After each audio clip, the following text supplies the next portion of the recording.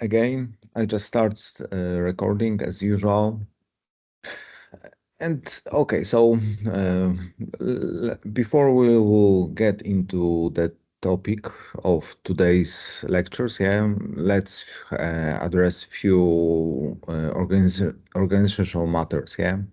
So first of all, I won't be here next week, yeah. So and that time there is no one that can replace me, yeah. So we'll just skip the classes, yeah. I I think that I will prepare for you some extra code for study for the assignment, yeah. So I believe that it will go that way that today we will do some coding, yeah, basic coding for planar kinematics, yeah, and we'll prepare part of the code for it today. We'll discuss this shortly later. And for the next classes, you will get just the rest of the code with the assignment to study it and figure out what is happening and then to make some changes into the code. Okay. So this is clear, yeah. About checking the assignments, like always, I'm getting a little late with it, yeah. But I have checked, I think, the first assignment, yeah. I hope that this week I will be able to check the majority of the next one, yeah. My absence next week is due to my traveling, yeah. So I will reserve some time also to check, hopefully, the third assignment, and then we'll be more or less up to speed, yeah. Uh, Also, I think about assignments, there are 2 points that are worth to be reminded. Yeah. So first of all, uh, I I think that I mentioned this, yeah, but you are able, if you are not happy with your grade, yeah, you can resubmit your assignment until the final deadline, yeah. So until I will send the grades to SISU, yeah, you are free to, uh, check your assignments and send them again, yeah. So I hope this is clear, yeah. And I believe that I don't know when do you need your grades in SISU, but from last years it was like at the end of yeah, please. It was at the end of January, I believe. Yeah, I don't know if it has changed. Yeah, yeah. It would be great if you can close over, of course, everything in December, but often it gets a little delayed. Yeah, let's see how it will work this way. If you are in the need to get grade early, just let me know. Uh, what else? Yeah, one thing that like it's not very encouraging is that quite a lot of people seems to use LLM for the first assignment and haven't mentioned it. So a lot of you when you use it just write about this that I use it here and there, yeah, and this is fine, yeah. But it seems that I get the report that are with the code that is clearly created with LLM, yeah, because it looks like, for example, the code of the others, yeah, that uses LLM, yeah, or it's so nicely formatted with so nicely comments that it never happens, and still it wasn't pointed out that LLM was used there. And yeah, this is not nice. Yeah, so I would really appreciate that if you use LLM, just write about this, because I'm really not getting the point. When you are allowed to use it, why to hide it? I understand some point, yeah, because it requires some extra work, yeah, because then you have to, write how you have used it, yeah. But on the other hand, you can make in practice, if you use something like ChatGPT, you can just copy in practice, copy those inputs and put them as attachment to your report, still, I think it's like 2 minutes of extra work. It doesn't sound very troubling, but okay. But this is all about those formal matters. Are there any questions?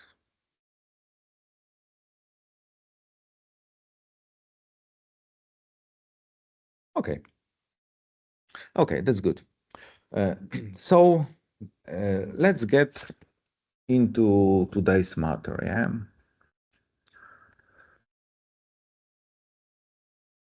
So here we have the slides, and now here we have. Okay, here those slides are shared. Yeah. So planar kinematics of rigid bodies. Yeah.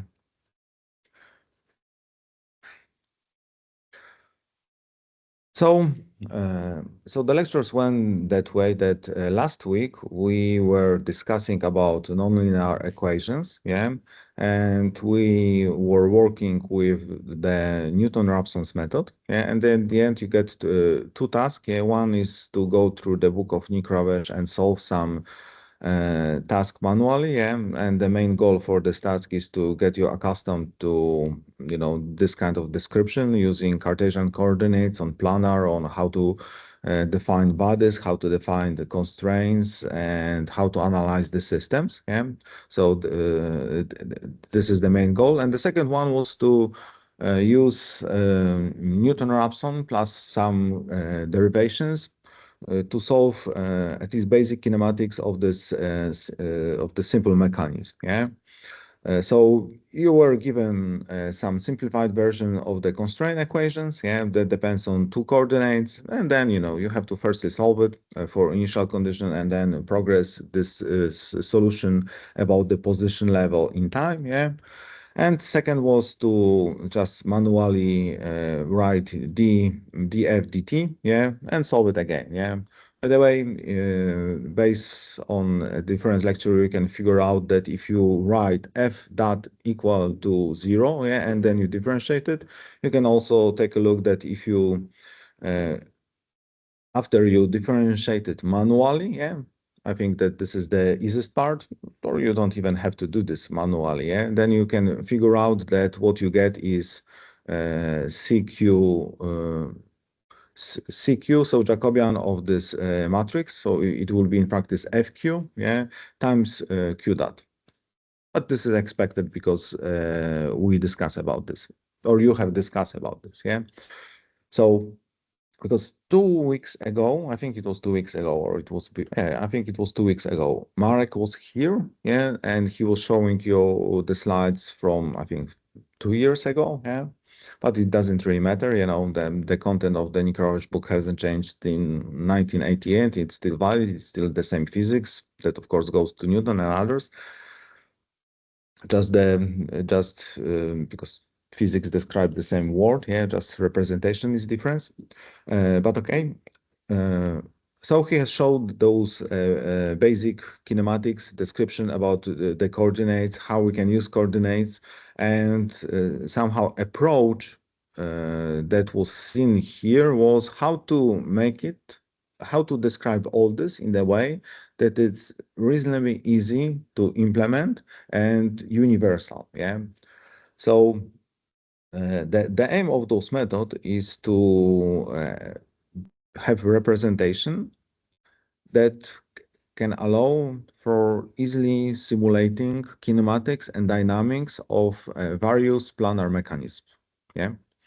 And our main goal here for the next few lectures will be to write this kind of generic solver that can handle a large class of various mechanisms. Okay. Now is kind of the question if you have some good ideas about this, yeah, and especially this is kind of challenging because of this blended mode of teaching, yeah. So typically, in the past couple of years, yeah, it was done that way. That we have short discussion, but like typically the output wasn't, you weren't very eager to discuss. So we have a task of writing this solver, yeah, and I typically write it on the class along you. Yeah. If you write or not, I'm not checking this. But I wonder if you have any other idea of how this could be organized. Yeah, because now the aim would be that, okay, so here we have that some theory, and then we have, of course, MATLAB. Then we create, new folder, like, for example, planar.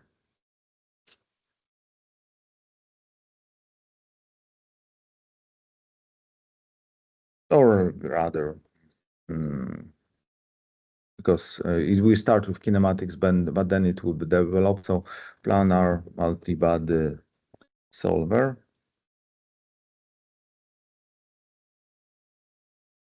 And then, we create here a files that allow us to build this kind of the solver, yeah?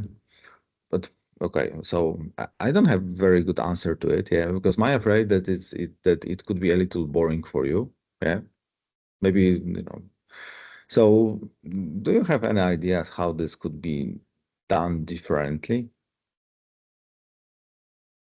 If you have something to say, I think that, please share it on the chat, yeah?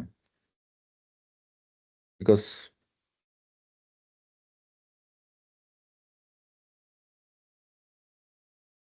can I see chat here in any reasonable way?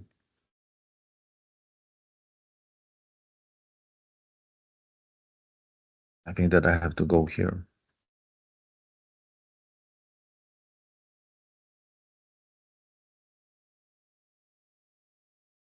Uh, Not really too much output. Do you understand what is my point, more or less? Okay, so maybe I will go a little further and, then we can get back to it, yeah? No comment. So, so here I have just a reminder and put together the slides that are useful for this kind of the solver, yeah? So I hope that, you're accustomed to it, at least to reasonable degree at this time, yeah? So that we will be using Cartesian coordinates, yeah? Why to use Cartesian coordinates? Simply because, then the procedure is pretty simple. Because then, with the Cartesian coordinates, is it the case that you see the rigid body like here, yeah, and then bah, you put just coordinate frame here. Yeah? Here is for spatial case, so it's x, y, z. But for planar case, you just put x, y somewhere, yeah, preferably at the center of the mass, yeah. But well, it's not strictly needed. When we put it in the center of the mass, it simplifies a little some dynamical expressions.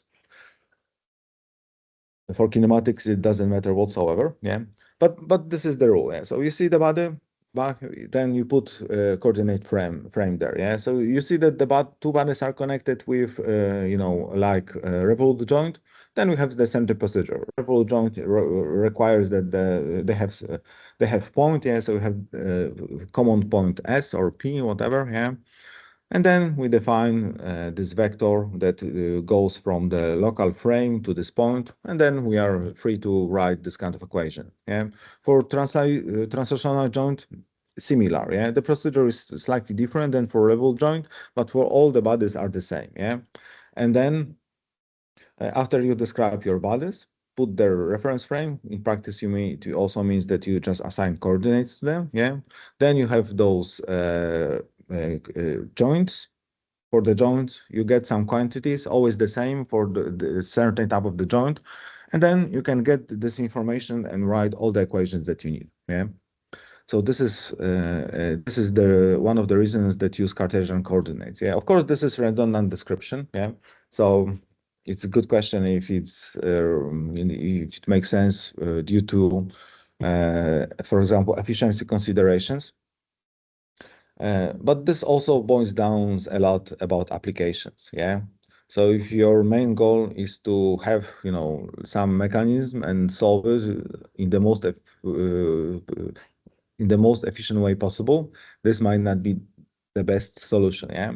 But if you just want to analyze a range of mechanism, yeah, or if you analyze the mechanism with some flexibility, or maybe in the case that you have airflow, yeah, then it doesn't really matter because your problem is solved and it will be. I mean, your problem is small and it will be solved in any case very, very effectively. Okay, so after this lengthy introduction, are there any questions regarding to description of the Cartesian coordinates? Yeah. Because if we have Cartesian coordinates and then we follow the procedure that we just, when we see the body, we attach local frame to it, that it's fixed with this body, yeah? So in practice, the motion of this frame is equivalent to the motion of the rigid body, yeah? Then we can have this kind of the description that we can describe the position of any point on the body in global frame, yeah? We have to move to global frame because we have multiple bodies, yeah? All of those bodies has their own local frames, yeah? And just this global frame is common ground, yeah? So while we like to describe some things in the local frame, like as vectors, because then they are constant and it simplifies some things, yeah? At the end, we go with everything to our global frame to write just governing equations for the whole system. And to do this, firstly, we have to make these transformations about rotation, yeah? So we have to rotate in the way that that the both frames are covered, are parallel to each other, and then we have to translate. Yeah, and then after rotation and translation, we know what is the position, for example, the arbitrary point or vector in the global frame. To it, we have this transformation matrix, rotational transformation matrix. And it has some nice properties. Yeah, one of these properties is that is inverse is transpose. Yeah, part of it is that always the determinant of this matrix is equal to 1. Next, there were revolute joint. Yeah, so we use this description that we have common point in the way that we find the coordinates of this point from the view of one body and then subtract it from the view of second body. And as you can see on this figure, let's have laser pointer, yeah. Yeah, when we add all those vectors, we got 0. And we use this because, we know that this joint connects those two bodies, yeah. And yeah, so that's why to use it effectively in our analysis, we just describe in the way that it involves coordinates of those two bodies. Yeah. By the way, this shows another advantage of this description if in this redundant Cartesian coordinates, in the way that when you have any kind of the joint, like here about the joint, it only involves coordinates of those two bodies. Yeah. So you are not interested if those bodies are connected to anything else. Yeah. So this is another point that really simplifies the description. Yeah. If you have minimal coordinates, typically you have to account for all the coordinates that are before or after. Yeah. And we get this kind of constraint equations. Any questions? I think it was discussed. Yeah. For one of the before, there was this description. If you go one slide before, second to last sentence, the bar S denotes quantities of local components. Yeah. What exactly is the difference between S and S bar? So it's about in which coordinate frame you express it. Yeah. So this one is expressed in the local frame. Yeah. So because we are working with rigid bodies and the local frame is fixed to it. Yeah. So we assume that point S is not moving. So it's just point of the body. Yeah. So this vector described in this frame, this local frame, is with S bar and it's constant in time. No. It's always local vector because S and S bar is the same vector in space. Yeah. We just, this is the difference in which frame we are writing coordinates. Yeah. So of course, because here after it's algebraic representation of the vector. So in each cases, those are two numbers. Yeah. But simply those coordinates are written in this local frame. And because of the definition of rigid body and the fact that this coordinate frame is fixed, yeah, those numbers are always constant through the analysis, yeah. But this is description of in a local frame, in a global frame, sorry, global frame. And here it's clearly, we have here this transformation matrix, yeah. So as the body moves, yeah, of course, the coordinates of this vector that it's constant in the body, yeah, will change in global frame. And this is expressions that just states so, yeah. And using, for example, this expression, yeah, if we know the coordinates in global, we can get coordinates in local. So this is about, transforming the coordinates between, like in this plot, between P0 and P1, back and forth, yeah? From P1 to P0, you use the first expression, yeah? And from P0 to P1, you use the second expression.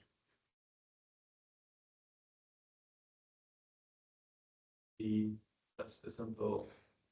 Yeah, exactly. No, not in exercise. I think just in Nick Raver's book, yeah, he uses just this. He also uses sometimes the bar, but I'm not sure if the bar in that case means the same thing here or something else. I'm not sure if there is bar, but in Raver's book, I'm quite sure that he used just this apostrophe.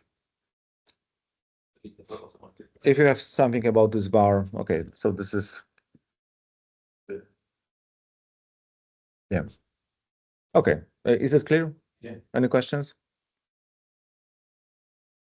Okay. So revolute joint, simple constraint, even simpler than revolute joint. It has this very simple description. Yeah. So some coordinate is constant. Yeah. We sometimes use it. Yeah. So typically we use here simple constraint. For example, if we differentiate between if we have ground body. Yeah. So sometimes it's just useful to put the ground immovable by applying all those three constraints. Yeah. There are many occasions that we cannot use it. But sometimes this makes life simpler. Yeah, driving bodies. So driving bodies are important for, especially for the kinematic analysis. Do you know why? Okay, we'll discuss this. But we can just tell, like in your example, yeah, that for example we have driving link, and we assume that we know what is its kinematics in time. Yeah, so we assume that for example this link will move with constant angular velocity omega. Yeah, and typically handling this kind of driving links, it's quite involving, yeah, but we'll limit our analysis only to handling this only with the simple constraints, yeah, and then description is very simple, like is shown here, yeah. Uh, Position, velocity, acceleration analysis. Yeah. So let's start with simply position analysis. Yeah. So we have our standard constraints C and driving constraints. And okay, so it's and when we put them together and solve them, then we can just get information about what is Q. Yeah. So we can get Q out of it. And because this depends on time, we can also get information about the history of the Q. Okay. In time. And this is kinematic analysis on the position level. Yeah, position level, it means that we are wondering what are our coordinates, and it's typically in time. So those equations can be used to obtain unknown Q for given T. Okay, makes sense? And then we can make plots and then see how the mechanism is moving. And then, of course, is also velocity and acceleration analysis, and we'll skip it, yeah. And here I was referring to also the case at your homework, yeah, that this is equation c dot equal to 0 in practice, yeah. So yeah, and if you put especially the things on the one hand side, yeah, this is exactly the case, yeah. So after you differentiate this f with respect to time, so you get f dot of t, yeah, you should be able to transform it in the way that it's written here. So you have df dq times q dot plus some term that depends on time, because you have here one, I think that angle is provided. Okay, that's all here. Same applies for acceleration, but we won't, bother with it at the moment. Then we will need position vector derivatives, but we'll need it slightly later, but there's no rocket science here, I hope. We'll get back to here later. And here is some example analysis that we'll use for our needs. Yeah. So our goal is to write a solver that can solve some group of planar mechanisms, yeah, for kinematics, then also for dynamics. And we will use just this case as example. Yeah, and because our solver is able to solve various types of mechanism. Yeah, we'll use this as an example, make some example analysis of it. Okay, and then your task will be to extend the solver to analyze some different mechanisms. Yeah, so different bodies, different connections in different locations at the start. Okay.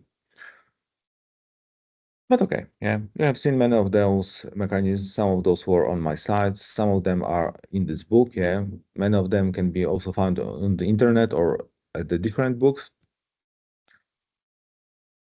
So yeah, so to perform the first task, it means that position analysis, so kinematics and position analysis, we need several elements. Yeah. So firstly, we need constraints. Yeah. So like to analyze our mechanisms, like here, we need for sure those revolute constraints. Yeah. And here to describe the motion of this slider. Yeah. Along point A, so body 4 in this description. Yeah, please note that body 1 is just a ground, yeah, and we will follow it. So body 4, that it is moving only about if we put also the global coordinate flame like here, yeah, along the ground, yeah, it moves only about this x-axis, yeah. So we need some simple or translational joint, and of course driving constraints, because without driving constraints, the system is typically doesn't have full rank Jacobian, yeah. Because typically we are, any reasonable mechanism has some degrees of freedom, and it means that the number of constraints is lower than the number of coordinates. And of course we need coordinates, and then we need solver, which is Newton-Raphson solver. And to have solver, we need also constraints derivatives to be able to use Newton-Raphson effectively.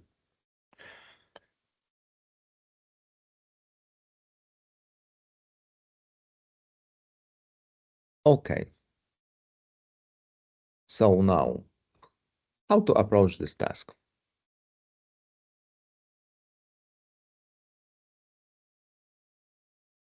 Simply, you don't need to do it dynamically. Basically, it should be just for this task, right?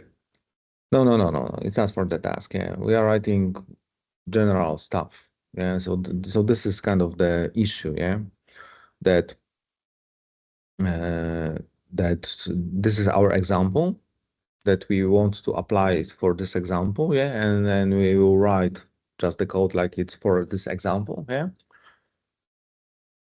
but simply yeah, then we will be able to use it for different examples.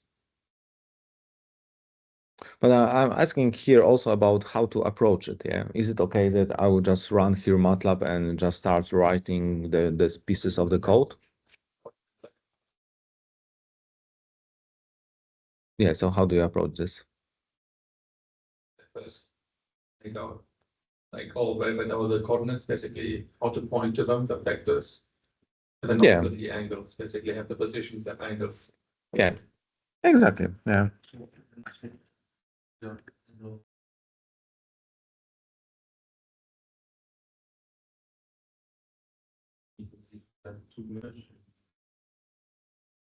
Okay. Just let me write this file, and I will get back to it.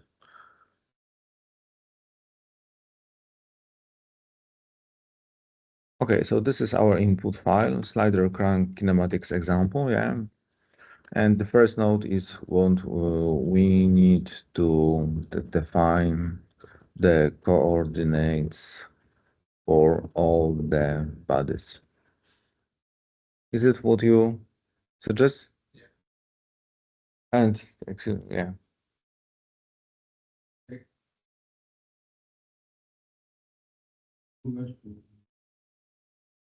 Yeah, you're right, but this must go far later, yeah, this point, yeah, because we need firstly have to have coordinates, then we can count them, and we also need to have what do we need to have? Uh, those constraints, yeah. So if we have coordinates and can count them, and then we have constraints and can count them, yeah, then we can check the numbers and say, that your system seems to be over constraints or whatever. But yeah, but I agree that everything starts with the coordinates because, yeah, depending on the coordinates, then you can write all the rest. Okay? So, but is it okay that we'll just code it that way? Do you have any other suggestions? Some kind of menu structure is needed to ask for how many bodies are in the system together with joints. I'm not sure what do you mean by menu structure, yeah? Because We meant to make it dynamic. Basically, you can input the system. yeah, because I think that we'll rather approach that we'll okay, so we need for I don't know what do you mean by menu structure main. I suppose I hope that you mean main structure, but you are right that we need some main structure, yeah, and then we need to have a structure that will keep a track of everything that we have, yeah. So we'll keep a track of our bodies, and then we'll keep a track of our joints. Yeah, very good point. So that's true, and I think that this will be even before that. Yeah, so firstly, we need a main structure to uh, keep track of our system. So it holds system definition, all the bodies, all the joints, uh, parameters for analysis. Okay, I think that we can start with this. Yeah. So then we define the coordinates for the bodies. Yeah. Then we define joints. And next, we could check uh,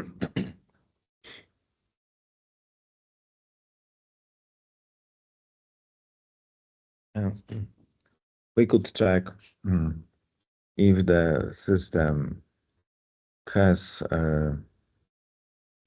is adequate for simulation. So, for example, if the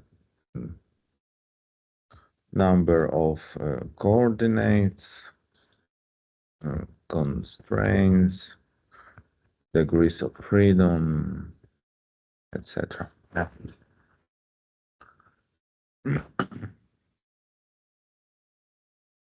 Okay, so it means that here we will have sys is equal, for example, to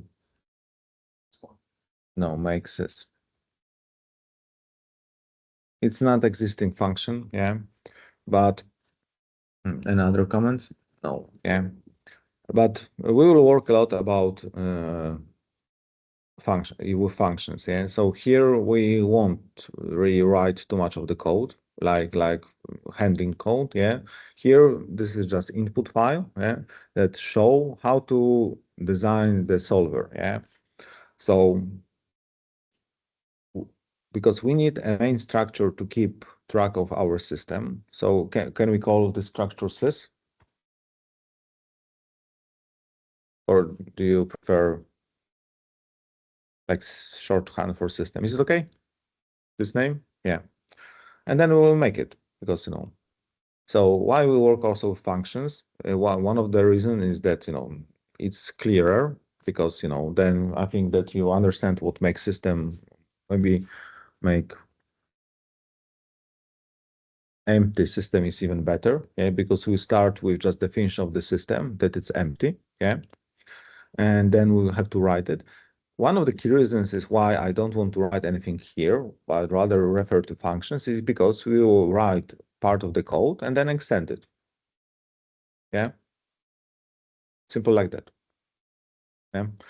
And because we will be extending it, so then you just, and then probably we'll have a few files this kind of files entry points to our solution, yeah. And then, so if we make it nicely, yeah, then we can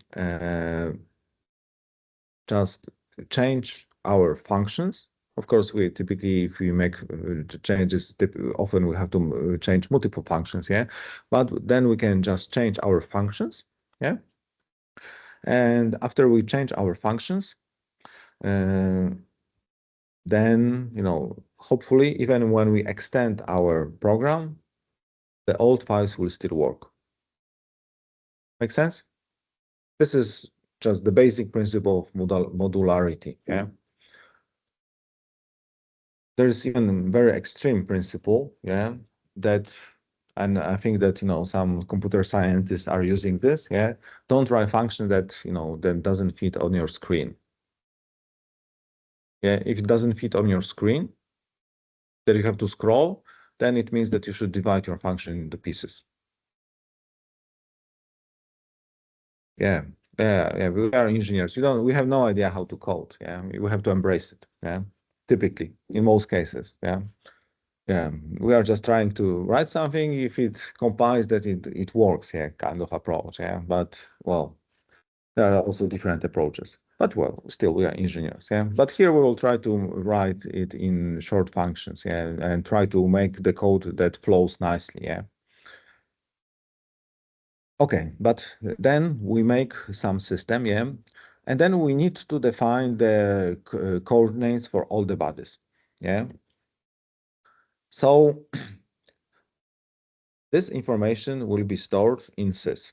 Yeah, it makes sense because we define that we'll have system, yeah, this kind of structure. It will be actual MATLAB structure, and then all the information we'll put here will be stored into the structure, and then solving procedure will use it. Okay. So it means that here we want to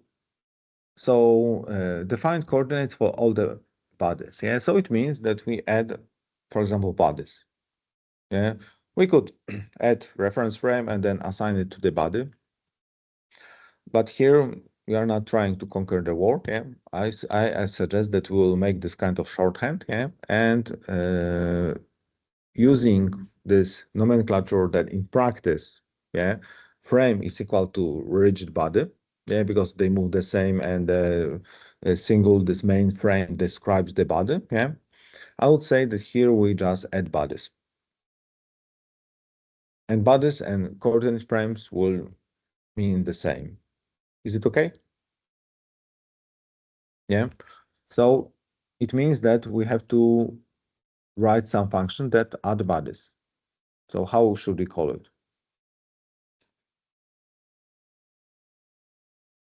I suppose that we will have function add body. Yeah, and then we will have just many of them, yeah, to add there, yeah. So what information is needed from our body? Sys. Yeah, so says, because then we have to know exactly what will be there and what are all the body information.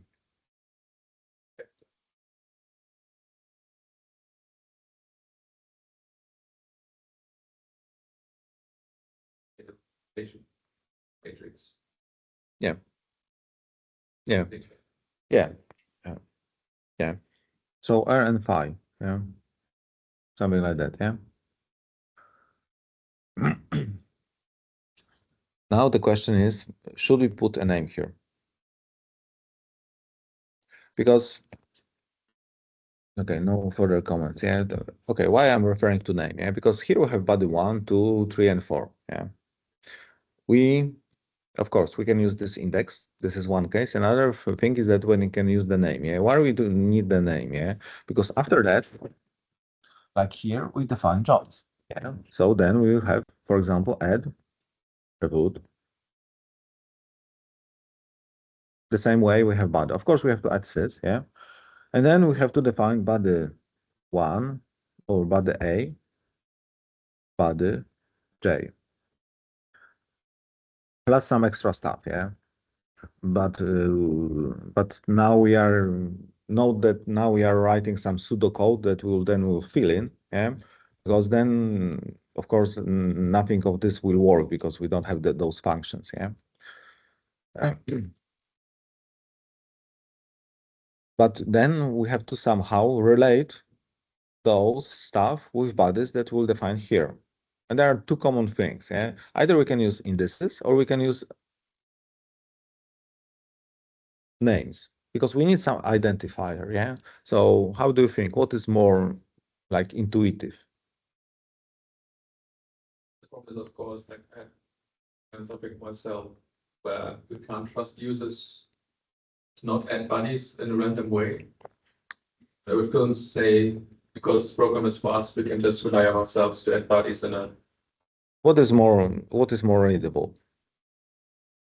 name would be more real. Exactly. And we are aiming only at readability. Efficiency is not an issue. Or is it an issue? Not really had that. But in general, it's typically okay. So engineers, I also have a feeling that, put too much emphasis on efficiency. Yeah. Yeah, because there are many cases, especially that this is pre-processing. It really doesn't matter. It runs once, yeah, and then you have to execute your Newton-Raphson, hundreds of times or thousands of times. This is something what matters. Whatever we do here almost doesn't matter, yeah, if we do it in anyhow reasonable way, because it will run once. Yeah, it's just definition. We will store it, and then we can even have some stage if we really want, just to process it in the way that it's friendly to the solver if it's needed. Yeah, but this part of the code is code for it's code for again about this rule. Code is for humans. Yeah, so this must be readable to you because here you have to define the body, and the easier it is for you to define the body and other terms, the better. Yeah.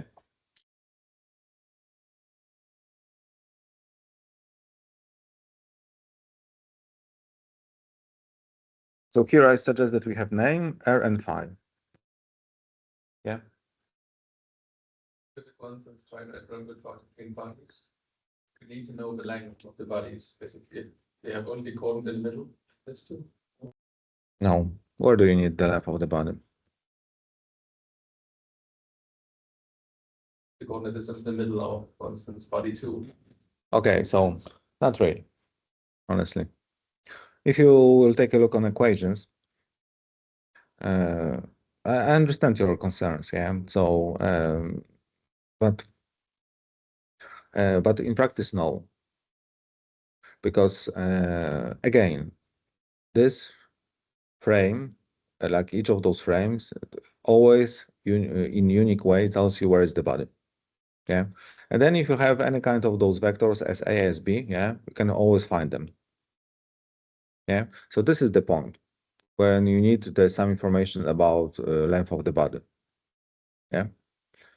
And even in dynamics, it doesn't really matter, yeah, because then of course, because it's physical object, yeah. So we know that when it's shorter, then it behaves different way when it's longer, yeah.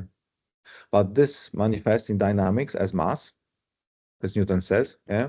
Or then, also with Newton-Euler equations and inertia tensor. Or here, inertia around axis, yeah. So so in practice, the whole description of the body for kinematics and dynamics is just frame. So then we know coordinates plus inertia properties. We practice two terms, mass and inertia uh, uh, around this axis. Yeah.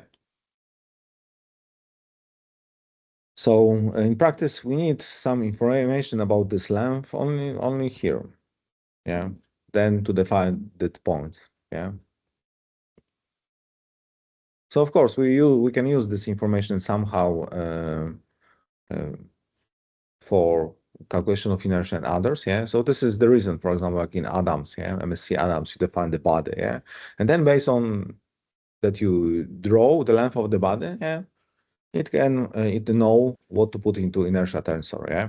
But as far as I know, even Adams, won't disallow you if you define the body like here, and but requires that the point is here, yeah, and it will rotate around those points, yeah. So I think that there will be no complaints because in abstract terms, it's just again just this frame. Uh, are you anyhow convinced? Yeah. Okay. Here we have also at sys, yeah, at the start. Why? The reason is very simple, yeah, because if you remember, we discussed that in MATLAB, variables are passed only as a copy, okay? So if we just pass this here and makes modifications to it, it won't be reflected outside in this main scope, yeah? So to be reflected is to the main scope, we have to return the system, yeah? So all our operations in MATLAB has to be written in that way. Here is the same. Okay, about the revolute joint, we will also need. Do you want also to go to revolute joint at this point? Because we already written. So for the revolute joint, we will write. Then we will just need some extra information. Yeah, and this is yeah, exactly. We need just two vectors. Yeah, because for the revolute joints, we need to write this kind of equation. Yeah, this part based on coordinates, this part based on coordinates. So of course we need this vector and this vector because all the rest can be written as coordinates, yeah? So we have this vector and this vector, then we can write this equation. Is it clear? Yeah. So then we need just local I and local j. Okay? Then we can write, for example, then we can run check system sys, yeah, that for example, we will make this checking. Um,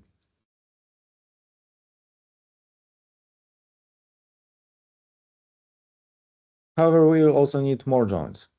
Yeah, because to define our system, we need, for example, simple constraints. So we'll get sys.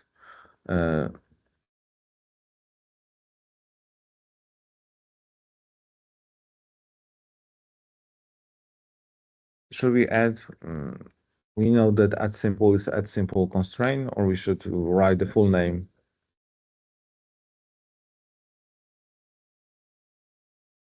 Let's call it add revolute joint and add simple constraint. Yeah, because then there are no doubts. What is it? Yeah. Constraint. What? Is meant a simple constraint. What is? What is meant a simple constraint in this case? This is a simple constraint. Oh, Yeah. yes. This is this type of the constraint that just constrain one coordinate. Yeah. So we of course need sys to have place to store it. Then simple constraints are applied to single body. Yeah. And then we need two information. Yeah. So which coordinate? Yeah. And what is the value?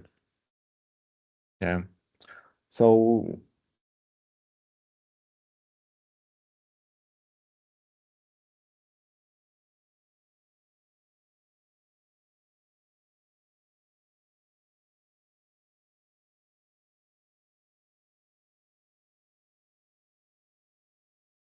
so then for simple constraint, we add it to the body. We need coordinate ID in some way, like X, Y, phi, for example, for a body, yeah, to identify it. And then value of this coordinate.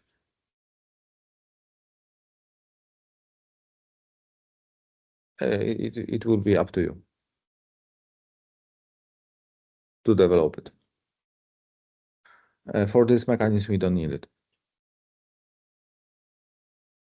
Okay, we might use it. Yeah, okay. So this is this kind of, you mean that here prismatic joint, yeah?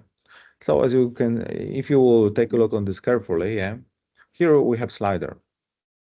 So if we take slider in proper way, and we'll do it, and in the way that it moves along one of global axis, we can just use simple constraint. Yeah. Yeah. I also choose this example because then after you take off the simple constraint and put there, instead of simple constraints, you put there prismatic joint, it should move exactly the same way. Yeah. So this is a very good checking point for you. Yeah. That if you make this prismatic joint implementation properly, all the kinematics should be exactly the same. Because whatever you do, the system is the same. We are just playing here with how to describe it in the way that is convenient to us. Okay, but we need also driving bodies, yeah? So then we will also need definition of add driving constraint, yeah? And says that the I coordinate ID and coordinate function. So because as I have told, yeah, we'll only limit our consideration to the cases where driving body can be defined by just defining constraint. It can be done in more general way, but it's a little more involving, yeah? And for purpose of our meeting here, it will be enough. Well, that's why we just follow in practice simple constraint, yeah. So driving constraint will work the way that we add it to somebody with at certain coordinate, and then we will define just function as a function of time. Okay, and that's all.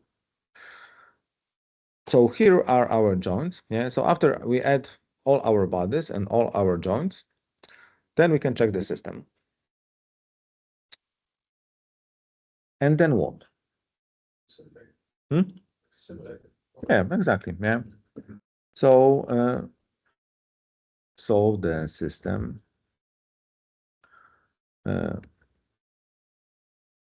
for kinematics. Because here we have slider car kinematics example. Yeah. Yeah. Forward in time.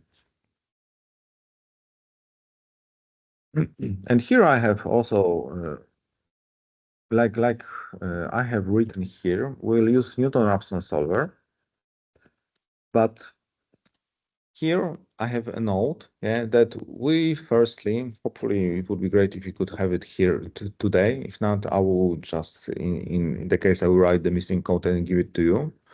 In any case, that with constraints and initial position, we can perform position analysis using fsolve. Yeah, because fsolve, if you are not knowing this, yeah, do you know this function fsolve? Yeah, so it doesn't really matter. But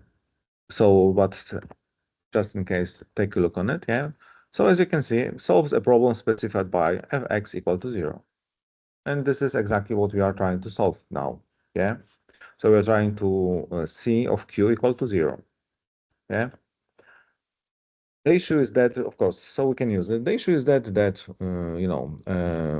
we don't need even then Jacobian. So we just need constraint vector coordinates and then we need initial position to have some starting point. Yeah, because again, as you can see here, we can just provide fun. In our case, our function will be constraint equations. Then we provide just x0. So simply initial coordinates. And with those two information, we can already solve our system for kinematics. Yeah. Then we can add time loop or time loop around it. Yeah. And then progresses with time. Yeah. So this can be our also checking point. Yeah. Before we have everything. Yeah. Because then to use Newton-Raphson, we need Jacobian.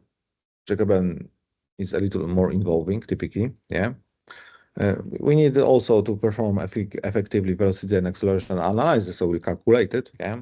and we will in general calculate it simply because Newton-Raphson is far more efficient than fsolve. Yeah, so we don't care too much about efficiency, but still we want to make it in a reasonably proper way. Yeah, and our method choice is Newton-Raphson, irrespective of everything.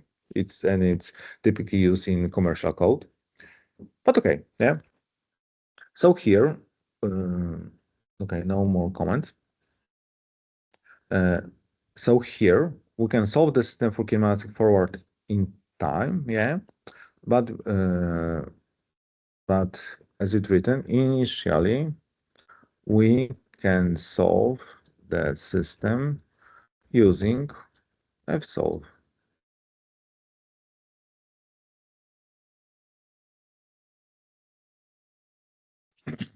So then we would have q equal to fsolve of fun q0.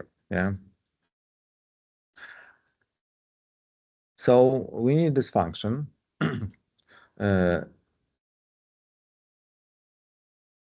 So as we describe, yeah,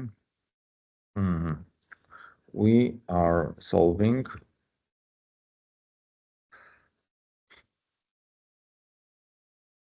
Would it be more helpful here if I would use those live scripts? Maybe not. Okay, yeah, so more hardcore approach. So we are solving for CQ equal to 0, yeah? So of course, to run this checkpoint, we need Q0. What is Q0? Yeah, but what is like more descriptive way? How the function should be called?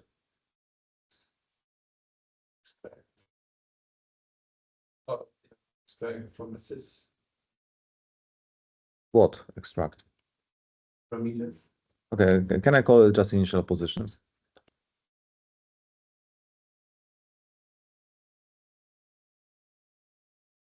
And I hope that it's clear that we get initial position from the system. Yeah. And then of course we'll get based on what we wrote here, so based on add body, yeah. And then we need this function, yeah. So the function that we need here is function of constraints, yeah. So can we call it constraint?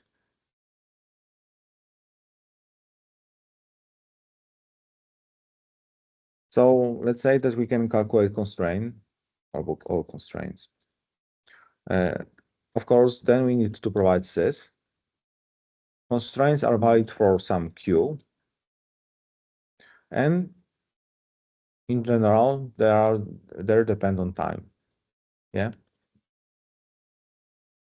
Sometimes those, yeah.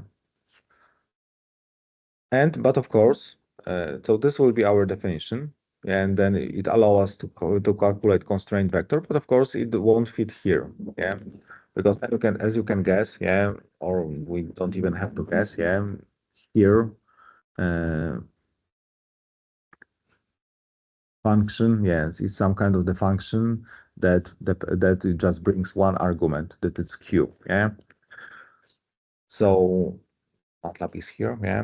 So our fun in practice will be, of course, okay, of course, yeah. One of the way is just to use anonymous function, yeah, because this function that we provide to fsolve interface just take one argument, which is q, yeah, and because it's our constraint, so we'll just use constraints.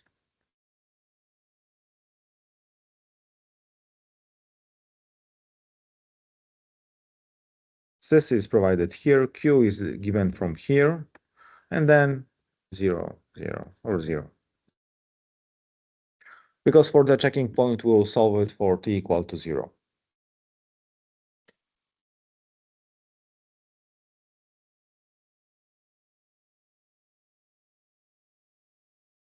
Okay. So I think that it's already a lot. Yeah. So I think that we should start filling in the gaps. Yeah. So before we will proceed to having this procedure using Newton-Raphson forward in time, yeah, let's stay here up to this, yeah, because we have to write constraints functions, initial position function, check system function. We can skip it, but we can make at least very simple checks, yeah.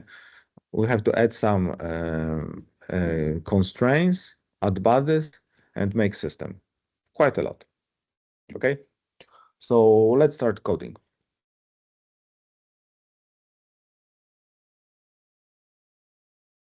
So firstly, let's make this into sections.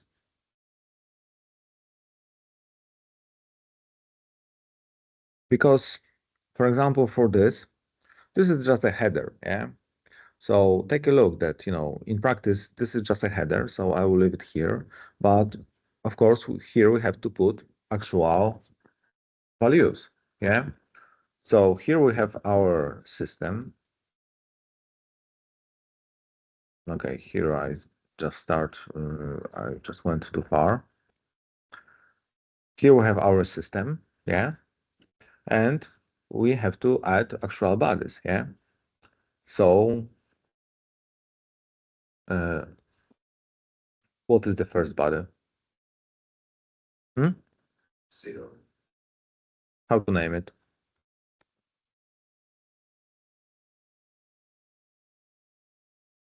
Ground. Yeah.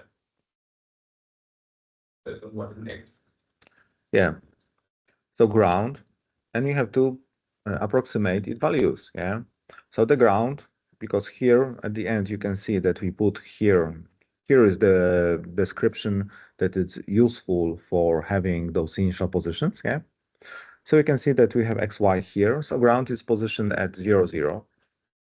So r is 0, 0, and phi is 0. Yeah.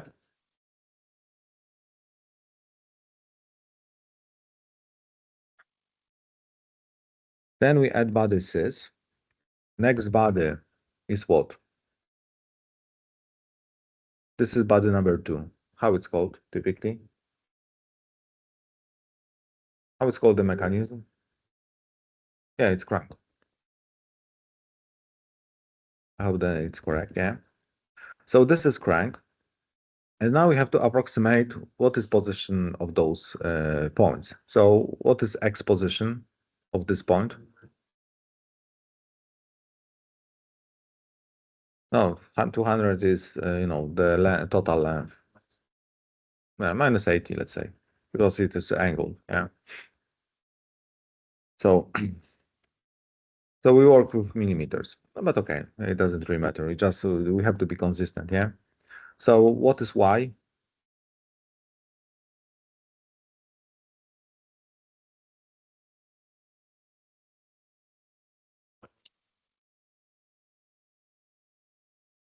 I don't remember this table. I remember it by heart, but it was a long time ago. Let's put 20. Or if you remember, let me know. But let's put 20. Is 20 okay?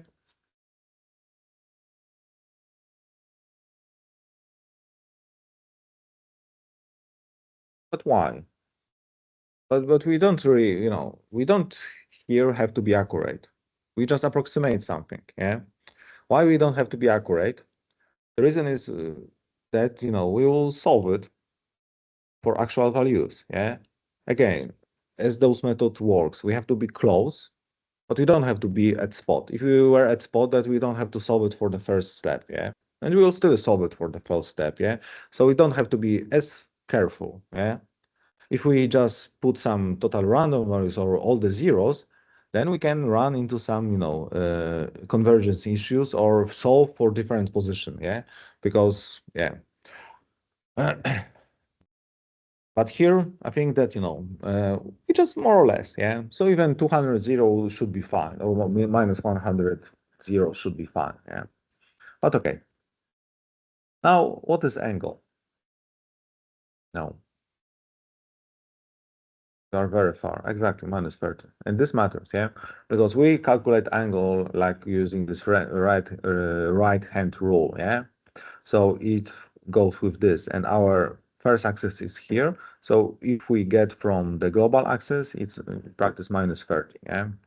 And because we will work with radians, yeah, minus dec to rad 30. Okay, perfect, yeah. So how it's called our third body? Yeah, sure. So what is more or less x of this body? Yeah, minus 400.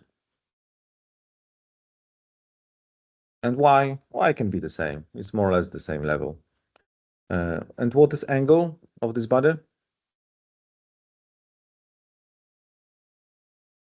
We don't really know.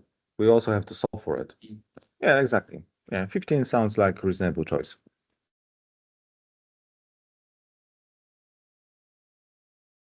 And then we have one more body. That is slider. And slider is around, I don't know, 6 minus 600. Minus 600, 0, and the angle 0. Okay, according to this description. Any comments, questions, doubts? Anything? Or is it clear? You look like you have some doubts.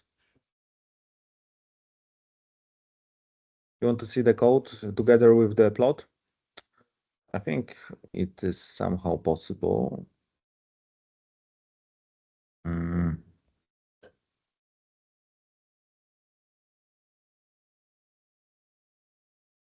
Okay, here I think that you can see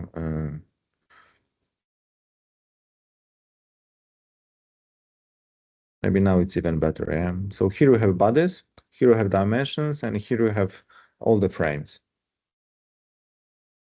Does it look correct? Okay. Do you want to? Okay, because here in practice we can already make, the first checking point.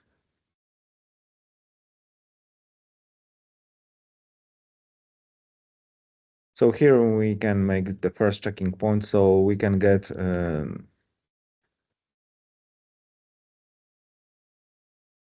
initial coordinates and check if they look the way we wanted them to look.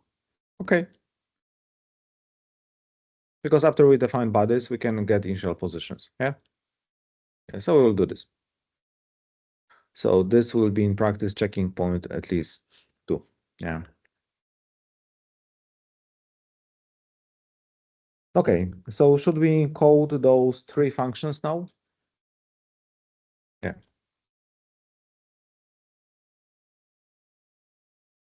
So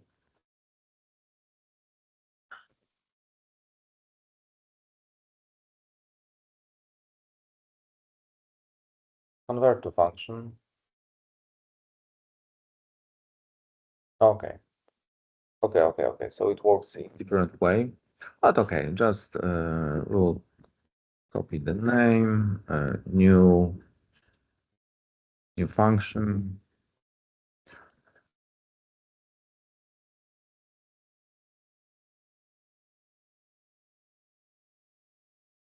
Okay. Make empty system. Yeah. So according to the stuff that we have here, uh, this function make empty system takes no arguments. Yeah. So it has 0 input arguments. MATLAB dynamic language, so this is not an issue for us. And it returns just one argument sys. Yeah. Make empty system. Yeah.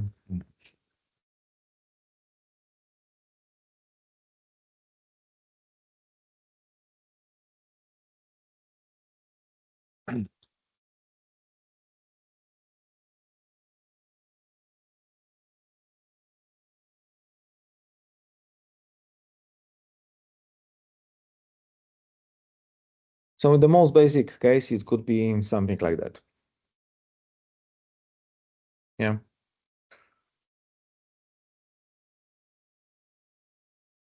Will it work? I don't remember. I think that it doesn't work. but it gets a little into nuances of MATLAB. We'll discover it soon. Yeah.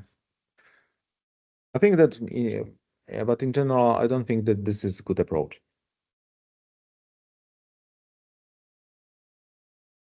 No. I think that we should define stuff like sys,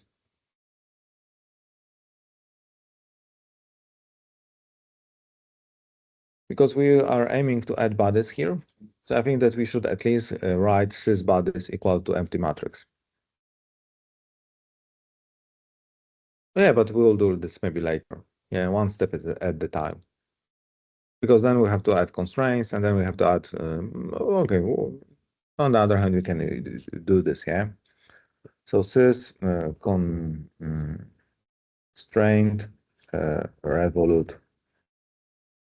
So we can do stuff like that, yeah? And then simple, and the same driving. Yeah.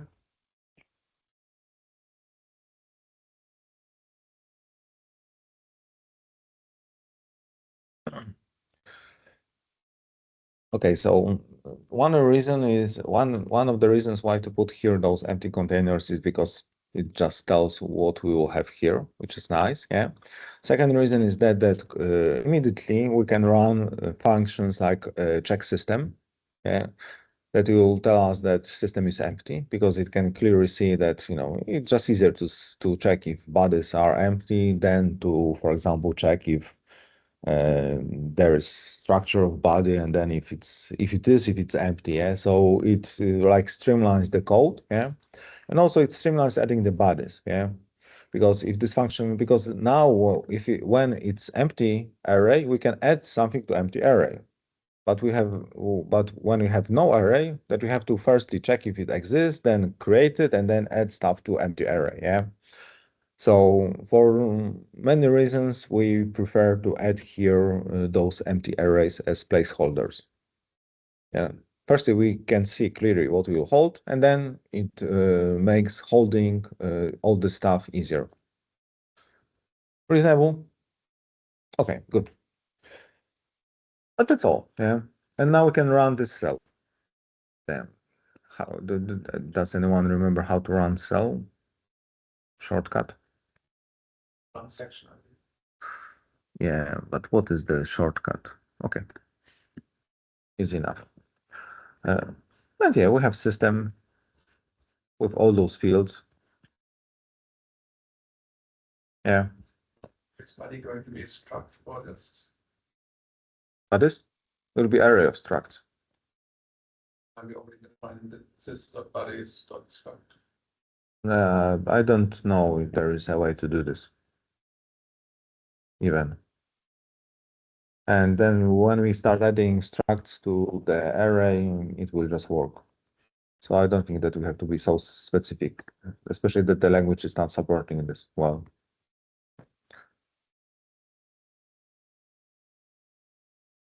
And then we can see that we have system that has size 1 by 1 because we have one system, and it's a struct. Yeah. Okay, but then we have to write add body.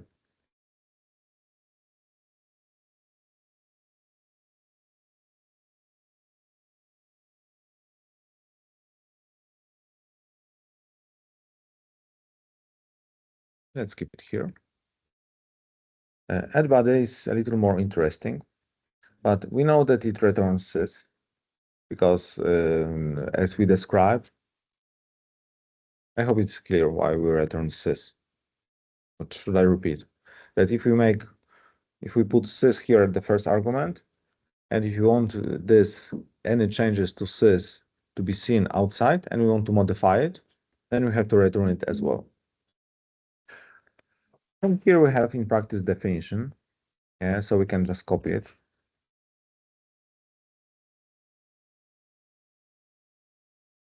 Okay. So about the sys name fee. Okay.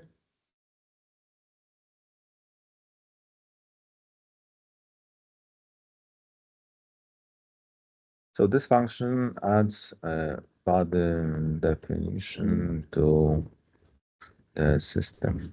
Okay.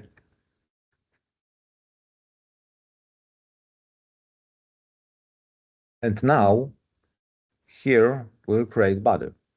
Okay, we'll create structure body. So body name is name. Body r equal to r, and body phi equal to phi. For example, is it okay?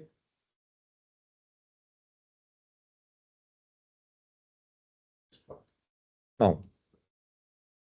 No. In MATLAB, no. So we make it here, but it's redundant. Yeah, so as far as I remember, yeah. Then we'll run and we'll check. Yeah. It's easy to verify. Yeah. It's also nice about functions, yeah, that if you make this kind of silly mistake here, yeah, you don't have to fix all the other parts. Yeah. So this is one of the ways to do this. Yeah. Another way would be to put everything in vector Q.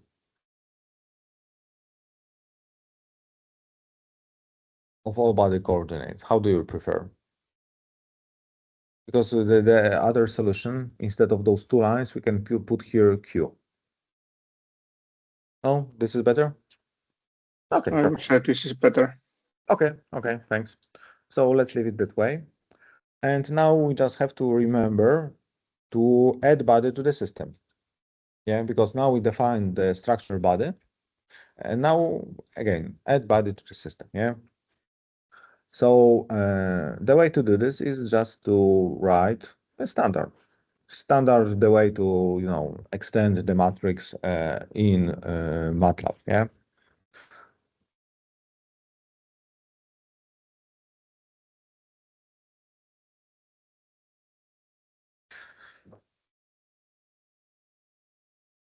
Okay. And let's see if it works. Yeah. Okay, no sound. So I suppose that everything works. Yeah. So you cannot see anything, but I have just executed this cell. Yeah. We will just investigate if it works. Yeah. And you can see here that we have a difference. Yeah. That previously, after just running the first cell, we had here empty array, and now we have structure containing 4 elements. And you can see that, at least it after, just manual examination, it looks okay. Yeah. So we have 4 bodies, we have R vectors, we have phi angles. Works as expected. Any issues?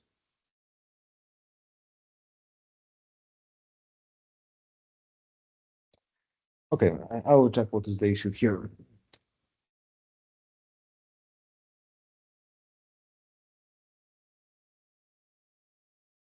Yeah. No. This is enough to raise complaints. Now it works? Yeah. Okay, perfect. So now it works also here. Perfect. Okay. So add bodies, yeah. And now it's the first challenge, initial position. Yeah. Why it's a challenge? Maybe it's not a huge challenge, but it will require a little bit of approach for programming. But okay, we are not easy to get scared, so let's dig into it. Yeah. So let's put it here. Okay, maybe I can delete this empty system. And so our function initial position returns Q0. So it returns just positions based on our definition here. So we know that it doesn't meet constraints, but we don't even have constraints, so there's nothing to be met. And this can be done simply due to the system, because we already put all the information into the system. Yeah, so we put those R's and those Phi's. Yeah, so we have everything there to calculate initial position. I hope this is clear. Yeah.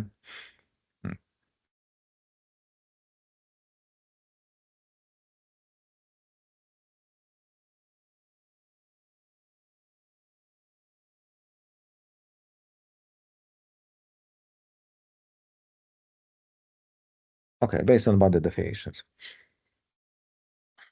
So, okay.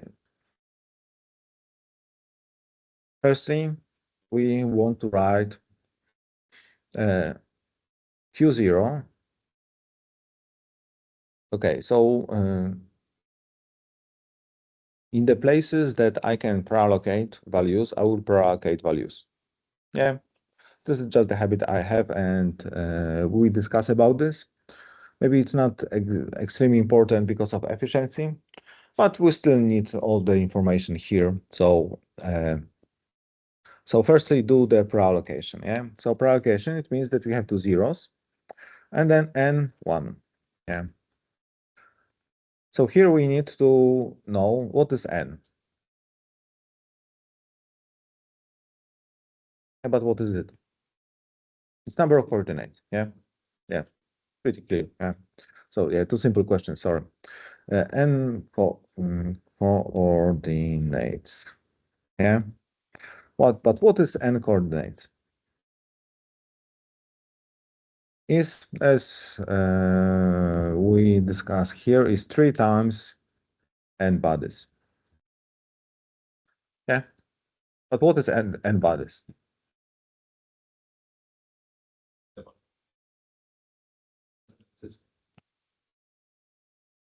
Exactly. So we will write this as a function n of sys. And then we will also make function n coordinates. Yeah. So as I told you, we will have a lot of functions here. Yeah. So we are going to write functions n coordinates. Yeah.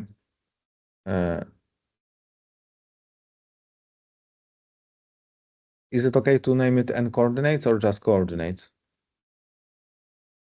Maybe coordinate. Okay, because it's always misleading because some guidance says that, but leave, can it be n coordinates of sys? Okay, maybe I make two long steps. Yeah. So n coordinates is 3 times n bodies. Yeah. And n bodies is simply len of sys bodies. That's true? Yeah. I want to make function out of those two lines. Simply because we need a number of coordinates in different places. Yeah. For example, Jacobian is a number of coordinates times number of constraints, or maybe other way around, number of coordinates times number of constraints. Yeah. For example, system check can also need this kind of information to check if the number of coordinates get in line with the number of constraints. Okay. So based on those two, it seems that convert to function. Let's see how it works. Yeah. So I will copy it because I will use it as an A. Yeah. And let's see how it works. Convert to function. Why? Why you are doing this to me?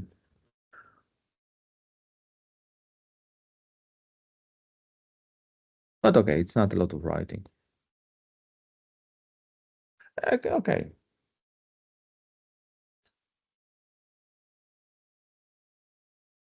Just to avoid a little of confusion, I will change this name to nchords. And that's all. Yeah.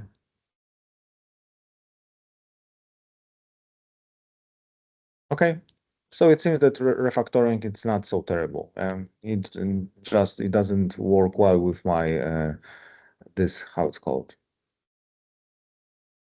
No, not keyboard. How it's called this when you copy paste this container where you put the information when you copy it. I know the name in Polish. I never use it in English, I suppose. Yeah. Okay, doesn't matter. But okay, I just couldn't use my shortcut for pasting the stuff. But okay. Okay, yeah. And then uh, we just have to make the name unambiguous. Yeah, so that's why I will use here n chords. But okay, but already we have initialized the stuff. Yeah.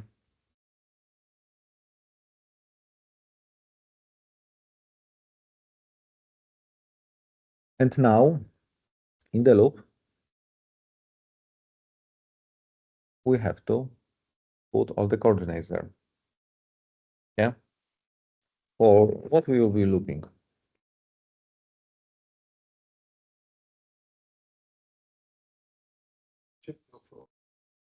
Let's say go for e equals 0 and then until n chords. I will say divided by 3 because we No. go through bodies. Yeah, we have to go through bodies because bodies stores the information about definition. So I have to go from 1 to n bodies. We already had n bodies, but we don't have it here. Bodies is just n chords. Yeah, but we'll write a function for it. You never know where it can be useful, yeah? Because, for example, even if n-body is just one-liner, yeah? So first of all, you can use it in any other places without thinking about this, yeah? And then if you change your description to some quaternions, you will get, for example, 4 coordinates instead of 3 for each body. Because, and then you have to, again, yeah? And also, maybe we can make some checking.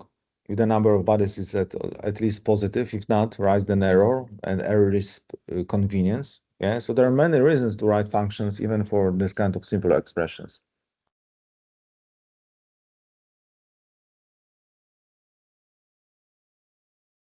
So now we will select this line and make and refactor this into function. So I open n coordinates because then I have the first definition of n bodies. And then I will convert to function, means that we will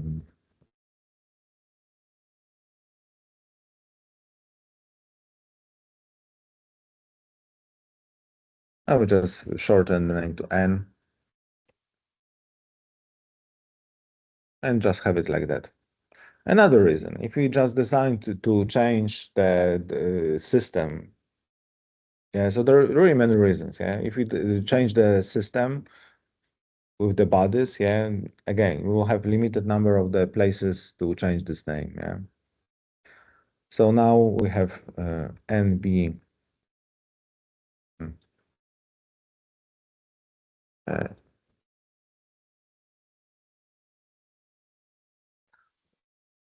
we have to change this name here, yeah. And we can get back to here.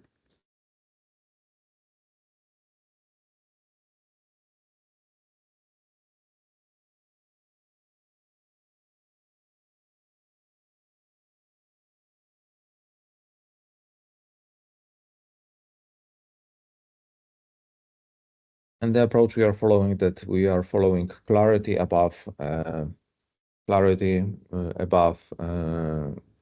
correctness or efficiency.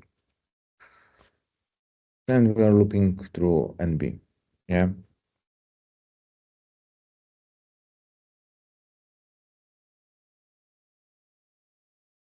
And now what we should do inside this loop. So Q0 of some indices is equal to something. Okay, in practice, I think that I don't even have to, do I have to do this? I think that I will, I'm sorry, but I will change my design because I don't like it. Yeah, I was just about to ask why you are using zeros and chords 1, because it would be easier to read if it would be and bodies, zeros and bodies and 3. No, it won't be. Okay, Isn't so it readable, because then there is like column for x, y, and degree, and body is always on the okay, so like okay, so on a row.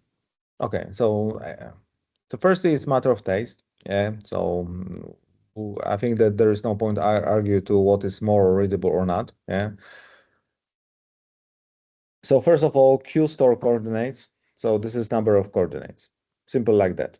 Yeah. And if you go to number of coordinates function, then you can actually check then the coordinates is 3 times number of the bodies. Yeah. So it's not so far, but then at least this follows exactly what is here. Yeah. Again, that Q is coordinates.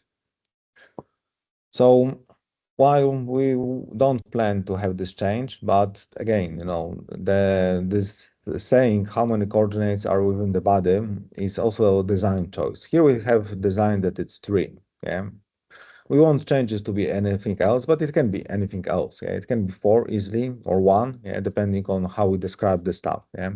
But because Q is coordinates, so I think that it's reasonably intuitive to say that we store it for the number. We just like uh, reserve the space for the correct number of coordinates.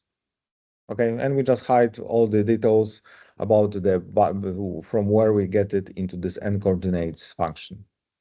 Is it acceptable? Yes, yes. I'm just talking about is it Yeah, sure, easier sure, to sure. read, like when there's like 3 columns and rows are bodies basically for Oh, you mean that it humans. should be? Oh, yeah, you mean n bodies 3. Yeah, that it Yeah, could be n bodies 3. Okay. Yeah. yeah. Okay, okay, okay, So okay. so Maybe. that's the way it's more readable Oh, for okay. humans, not so I readable. understand. Yeah, Okay, okay, okay. But we cannot follow it because then we have to reshape it. Ooh, okay, we maybe could follow it and then reshape it. Yeah, I'm not sure about this. Yeah. But simply, this is the need for the algorithm now. Yeah. okay. So this at least at practice, yeah. So as we describe here, I think it was somewhere here, yeah, that here we just follow this nomenclature that Q just for need of the computer. So we have to balance it, unfortunately, yeah, because we could put it in the way that it's n bodies 3, yeah, and then reshape it. Yeah, that's true. Yeah. Uh, can we follow it? I'm not sure if this is useful. Yeah, because in the end, we need this to store it into the column vector because all of our definitions depend on it. So I hope that this is acceptable. Yes, yes, yes. Okay, and here I will change this loop. Okay, because we could do this, but this is again too much of engineering approach to my taste. Yeah, I will put it for body equal to. Okay, so I will loop here through bodies.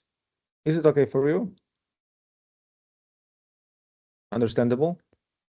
And then we don't have some kind of this limits the number of those magic indices. Yeah. But for making this work, we need we need indexing. Yeah.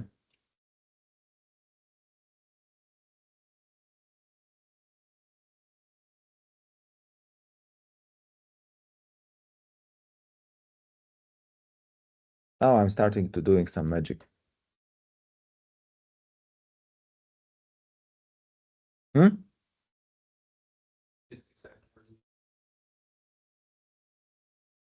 Okay. So okay, so we can write it in 2 ways. Yeah. Okay, in many ways. Yeah. So one way is to just loop for the index that indicates body index. Yeah.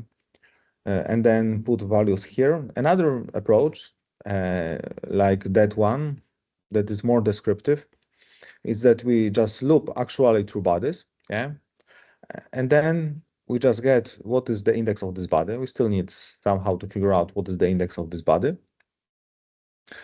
and then write that Q of BI, and now we have to make some assumptions. Yeah. Either we have to write that QI of BI 1 to 2 is equal to body R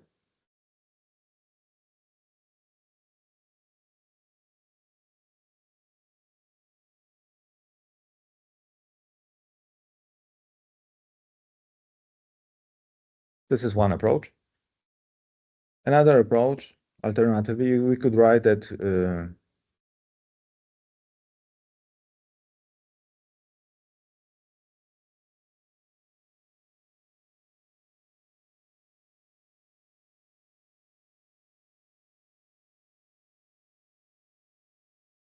we can just write something like that.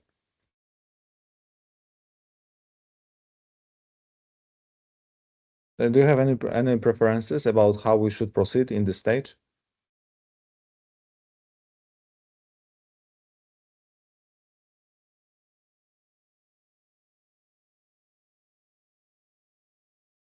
I think the line that you wrote last looks a lot nicer, more understandable. Yeah, I agree. Yeah.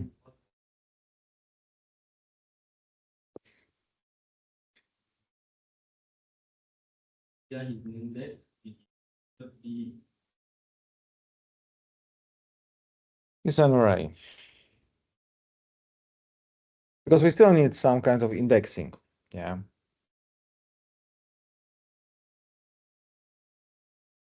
You know, we can make it even maybe.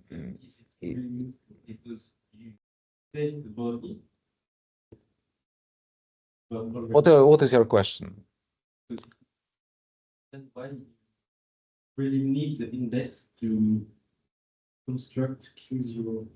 Because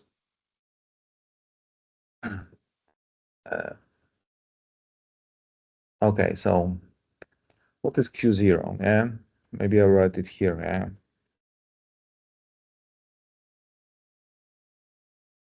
So firstly, Q0 is a column vector. Yeah. So we assume that we store just all our coordinates as a column vector. Yeah. So assuming x, y, phi coordinates for each body,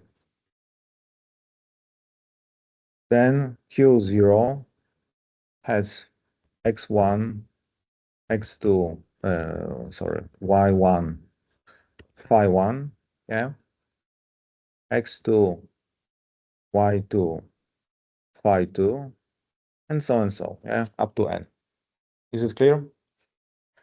So then it means that in numerical terms, Q0 of 1, 2, 3 has coordinates or positions, yeah, depending how do we name it, of first body, yeah.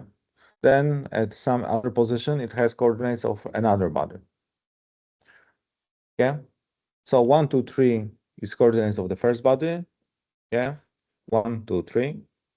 Then 4, 5, 6 are coordinates of second body, yeah. Then 7, 8, 9 will be coordinates of the third body, and so on and so on. Does it make sense? Yeah. Perfect. So now it's so that's why we have to put coordinates at specific index.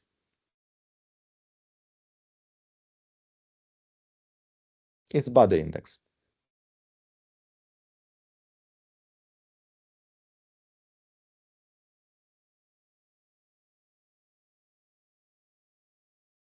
But we have done it in practice because, you know, so we are trying to do this exactly. But what does it mean to put it directly? Yeah? We have to transform some information stored into those structures into numerical vector. And when you have this transition between all the things that you're doing, like structures to numerical vectors, matrices, then you need indexing. In the same way, we will need constraint indices, yeah. We need indexing. My thing, what you want. Maybe it's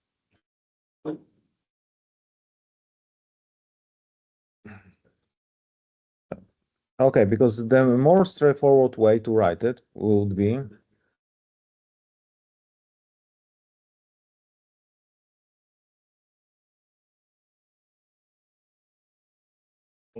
More like this. Yes, that was something similar, but it didn't.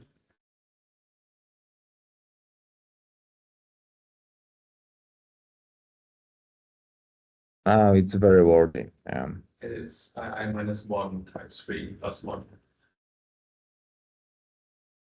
I body Body minus 1. And then at the end is plus 1. plus 1 up to I just did it like one of the number, just easier. and now we have sys bodies of I body that are. Yeah.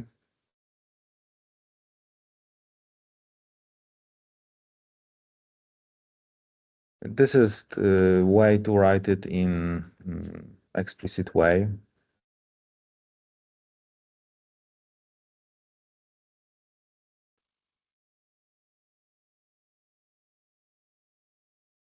So here we can clearly see some error. So here we can clearly see indices and for what those indices are, attached to.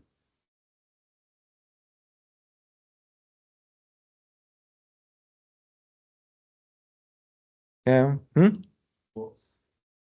Yeah, no, everything will work. Yeah, if we write it in assembly, it will also work. Yeah. What? Yeah, because then how to remove okay. Because alternatively you can write that we have we just get those body indices and then we assign body position. This is just another way to write it. And though those two codes must be equivalent. Of course, to make it running, we have to implement those functions, but this is really minor thing. So which approach to take?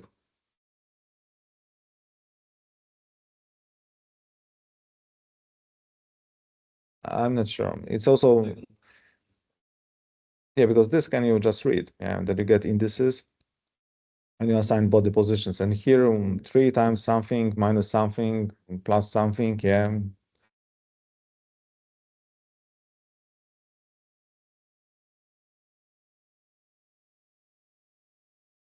But getting this body indices is a little tricky, despite how it looks like.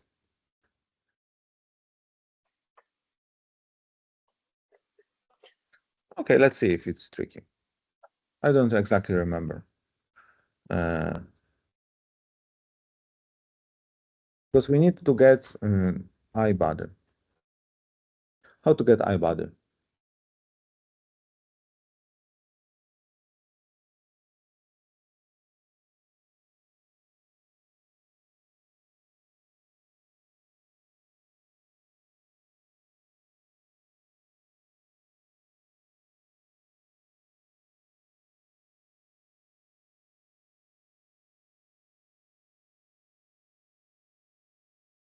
Allow me to check if it works. Yeah.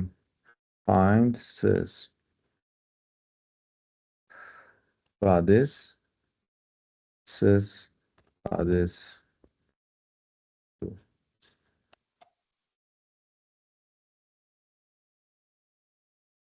Yeah, it doesn't work so nicely.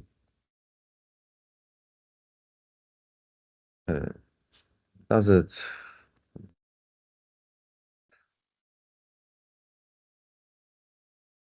Okay, sys bodies is the structure and sys bodies 3.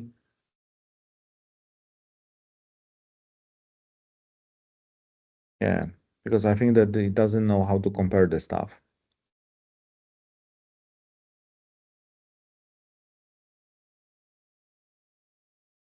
So let's do standard looping.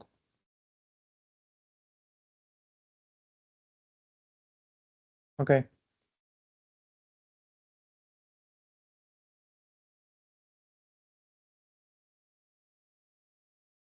unfortunately, if you want to have some indices, and if you want to make it work nicely, and there are always this kind of issues. But okay, for I equal to 1 to length of sys, I think that we don't even have to do this. We can do b equal to sys bodies, yeah. And then we can have current edx equal to 1, yeah. And then we can get that if b name equal to body name, I body equal to current index, break. So this is quite standard search, yeah. And current index equal to current index plus 1. And if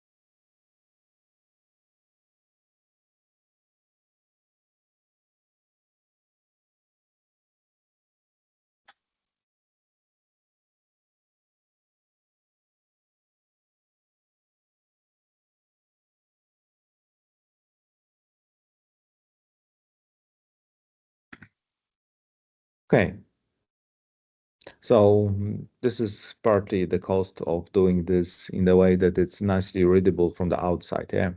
That we have to find the body, yeah. So okay, we have to find the body index, yeah. So firstly, we have to find the body, and then body index will be. We cannot avoid those that stuff that was there.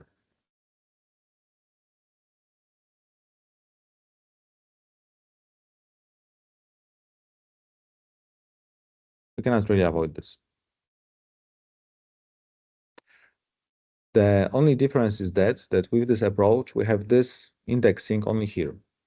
So there will be only one line in our program that we will have this indexing. It's here. Yeah. We can even make it simpler, this code, by just getting this as separate function. It sounds like you don't like functions. How many functions that functions now? It doesn't matter. So if we convert it to function, yeah, so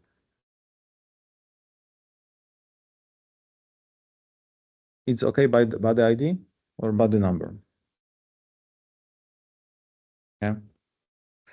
So now we have function body number that just makes this tedious searching for body number, but then body index is very readable, yeah. So with that I body is body number 1, 2, 3, 4, yeah, and then body index.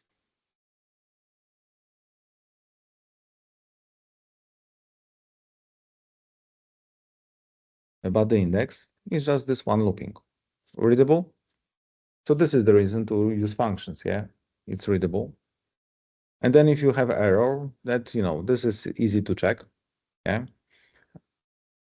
And body number, okay, this is a little lengthy. I think that but I hope it's understandable what it's doing, yeah. It's comparing the names of the bodies with the array, and when it finds it, it assumes that this is current. This is the current index. Okay. And after those two stuff, we can just get body index from this. Yeah. And then we need to write, of course, this function, but this function is very simple.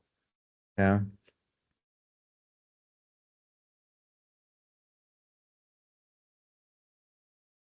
So this is function body position.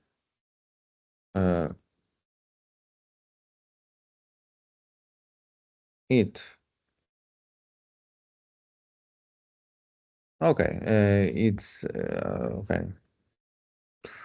It can be. It's just.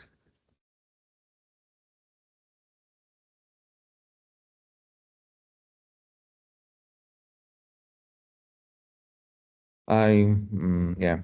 So body position, it just takes body, so it doesn't even need the system, and just just collects all the coordinates into one vector.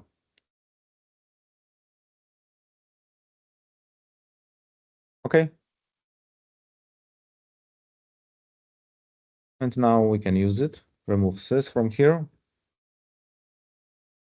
And now initial position function looks like that. And I think it's quite readable, yeah. So you first initialize it with the number of coordinates, and then loop through body, get the body index, and make this mapping. So it maps index to actual body position. Yeah.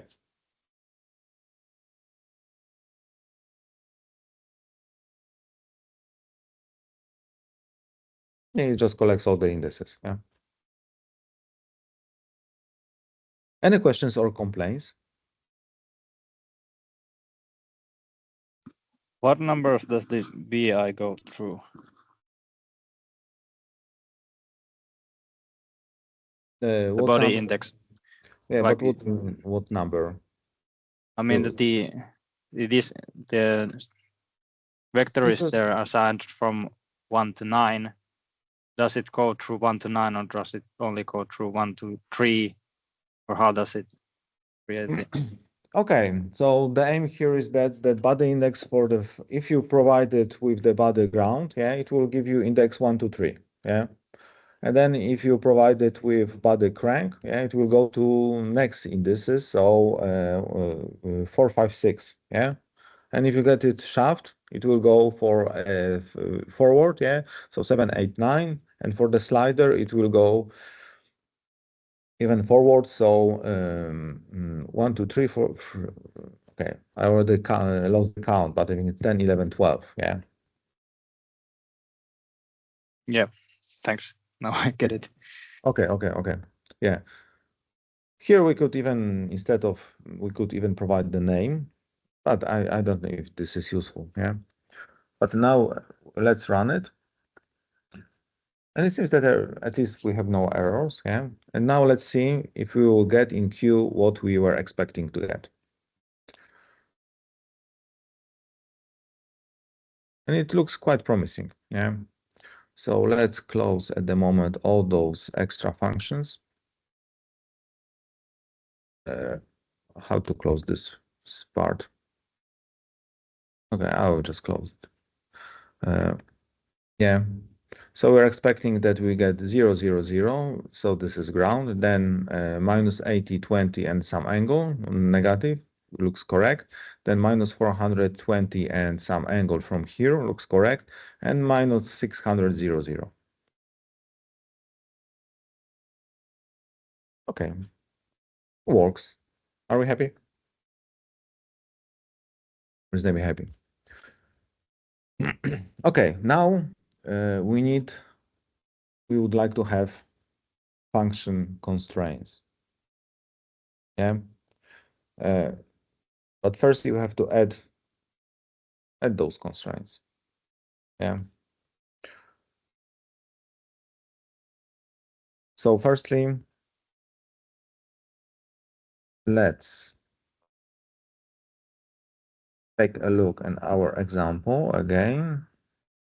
Okay, it's here.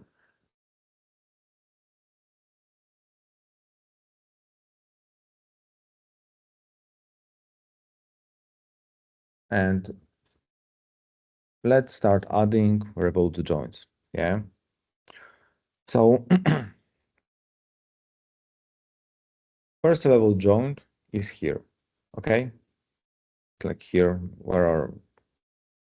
here is just body numbering, okay? So first level joint here. So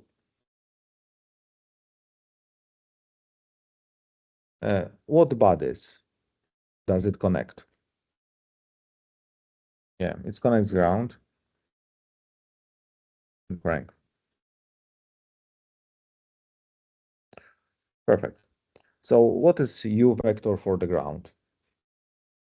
Yeah, it's 0, 0. So this is a local vector from this local coordinate of the ground, yeah? Then points out to this joint, yeah? So this joint is here, so it's at 0, 0.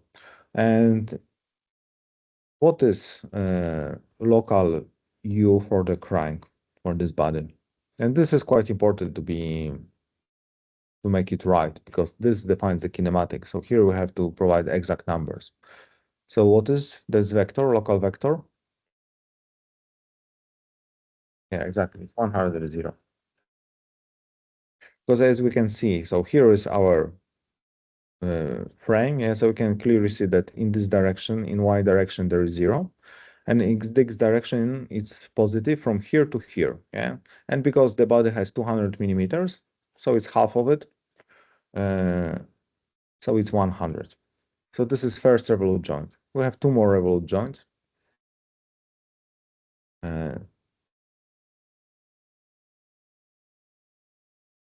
So second revolute joint is between crank and I think that we call it shaft.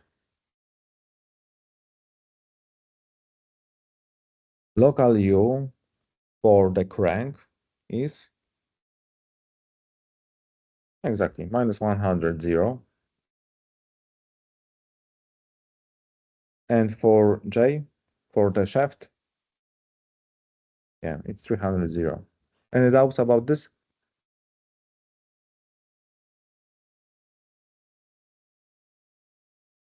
And then we have third between shaft and slider. So this is minus 200, 0. And this is 0, 0. And that's all. Okay, so we have all the revolute joints. Yeah. Now we have simple constraints. How many simple constraints do we have? 5. Why? Because we have to immobilize, yeah, anchor the ground. Yeah. So for the ground, we'll have x equal to 0, that y equal to 0, and then phi equal to 0. So we have to put, yeah, we have to anchor the ground. Yeah. Because if not, then all this stuff will be flying.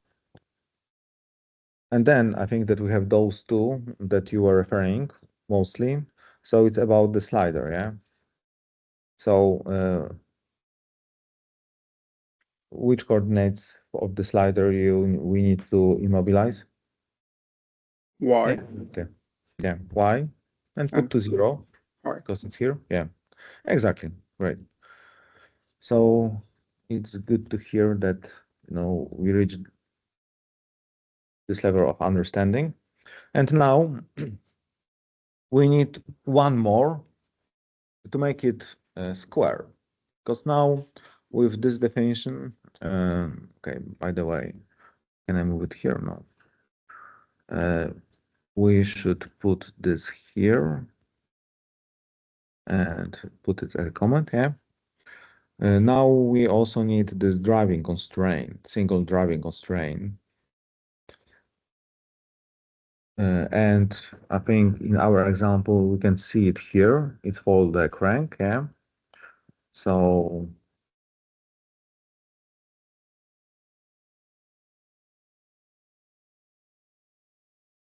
we add this to crank.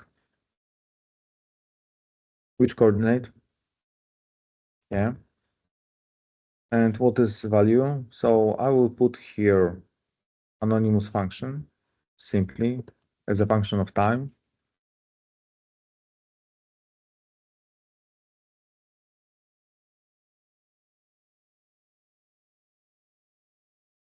No, you make two mistakes.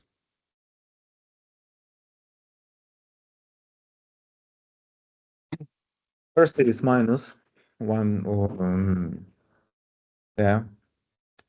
If you just write the number, it's minus 1.2 times t, but then we have to add initial angle as well, because then it would be put to 0, yeah, if we just put it here.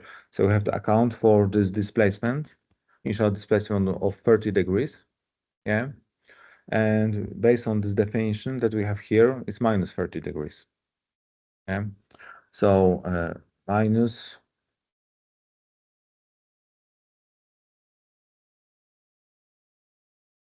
yeah, so this is our function. Yeah. Other way of writing this is that we define that omega is equal to minus 1.2, yeah, and phi 0 for the crank is minus,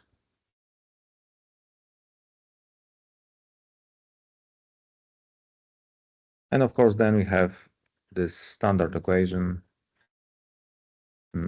omega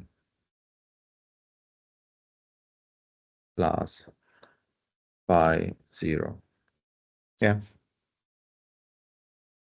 Now you can see all those elements, yeah, and both codes are equivalent. I hope that this is a little more readable. Okay. So we have three functions to implement, yeah. Fortunately, they are pretty simple.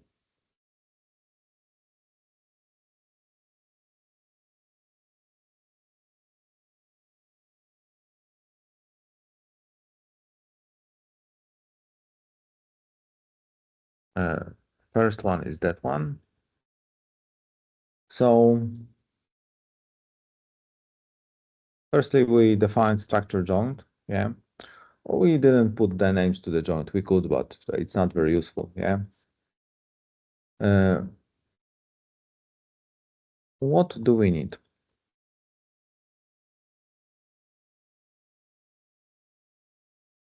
Constraint function. Obviously, something equal to 0.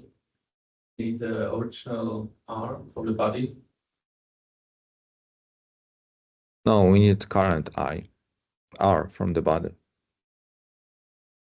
So when we will be using this, yeah, we will get Q vector, and we have to know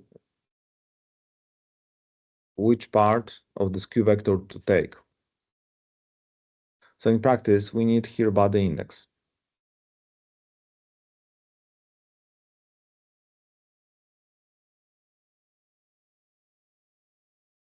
Does it make sense? Because to write constraints, we simply need this body index.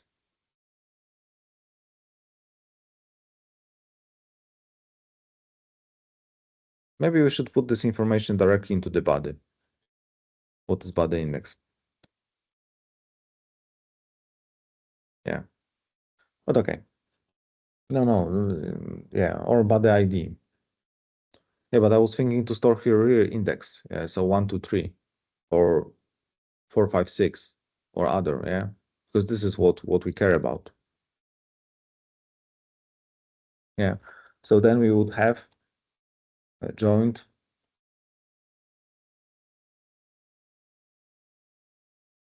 for example.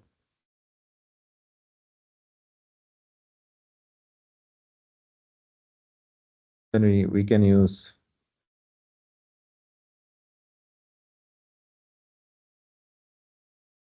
and here is some small issue.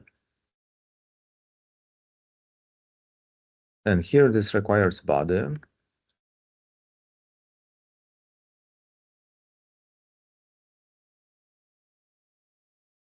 But okay, we won't get here, so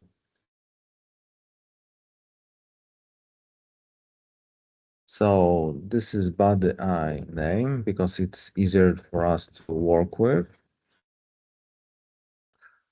So we can get body I.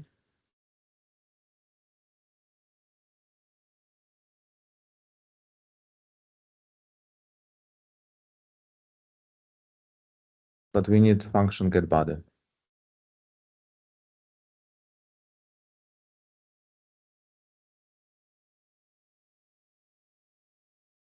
Well, yeah, then we could redesign it or not.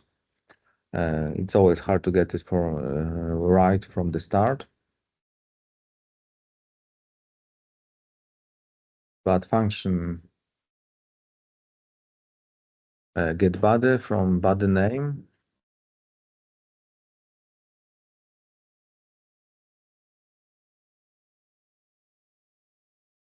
I will. So I make few changes here. So firstly, I will modify body number to work with body name.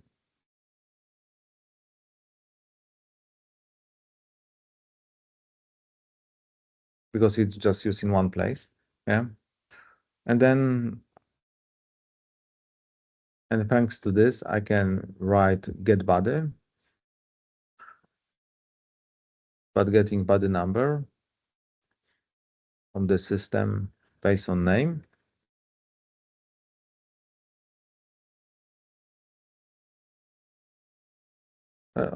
I will give you all this code, of course. Yeah.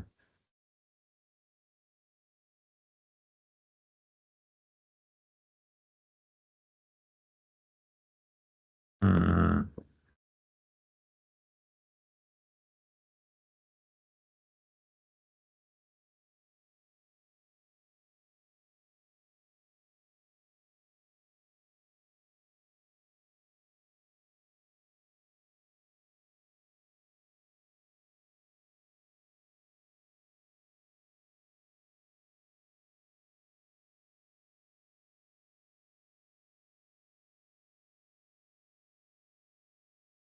Okay, so idea is here that we get body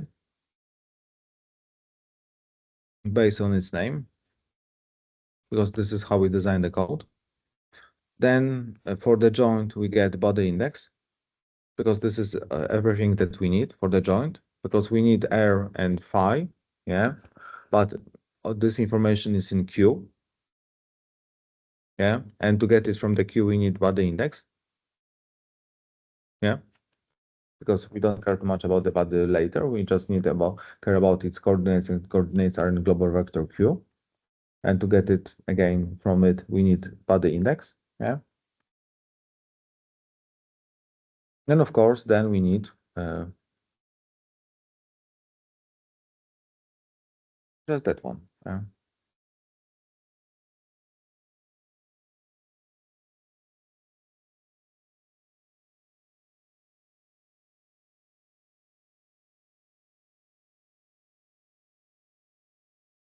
I just change the order of dynamic to be more compatible with that one.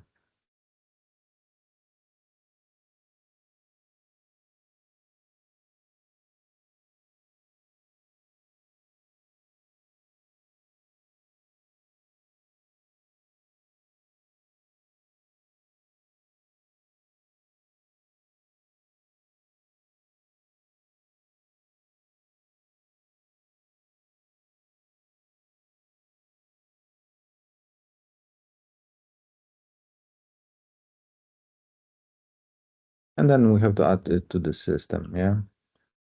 Sys constraint revolute is equal to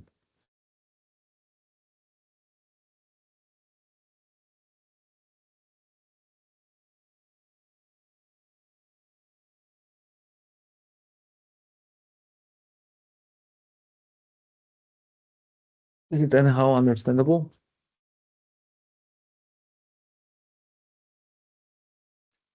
And now let's see if this is working.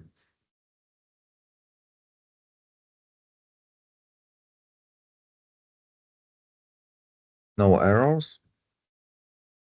And now let us check what is in the system. Yeah. So we can see that we have 3 revolute joints. Yeah. And so first revolute joint is between the ground and crank, and ground has index 1, 2, 3, and crank has index 4, 5, 6. Yeah. And then local UI is 0, 0, and local UJ, so from the perspective of the crank, okay, it's 100, 0. So it looks reasonable, yeah. And then we have 4, 5, 6, it means crank, and shaft is the next one, 7, 8, 9, yeah. Then 7, 8, 9 with the shaft and slider is 10, 11, 12. So everything seems to work. Okay.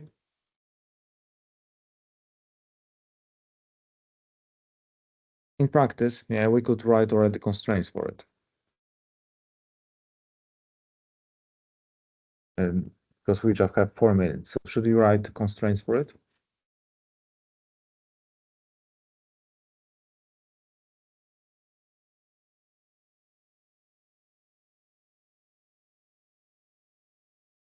So here we have definition of the that we want to use.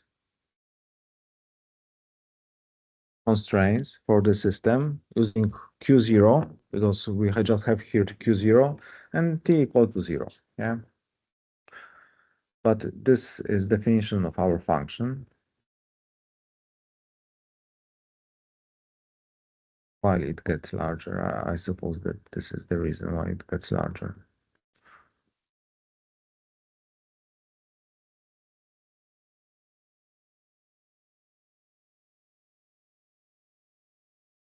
Okay, and so how to make the looping? So here I will do simplified looping, okay? So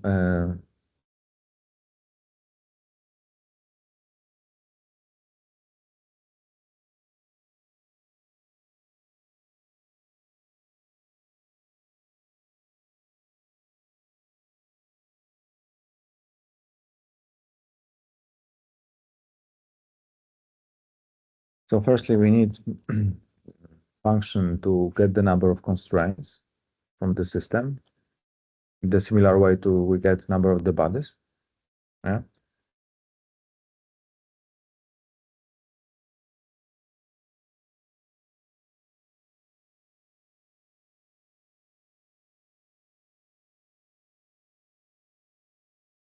It needs to be written just once, yeah. But what it will be, yeah. So it will be 2 times number of revolute constraints, yeah. So 2 times length of sys constraint revolute, yeah. Plus length of sys constraint simple, yeah.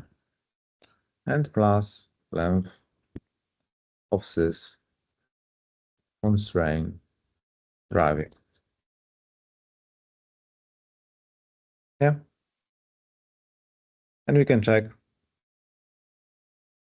So what should it show at the moment if it works correctly?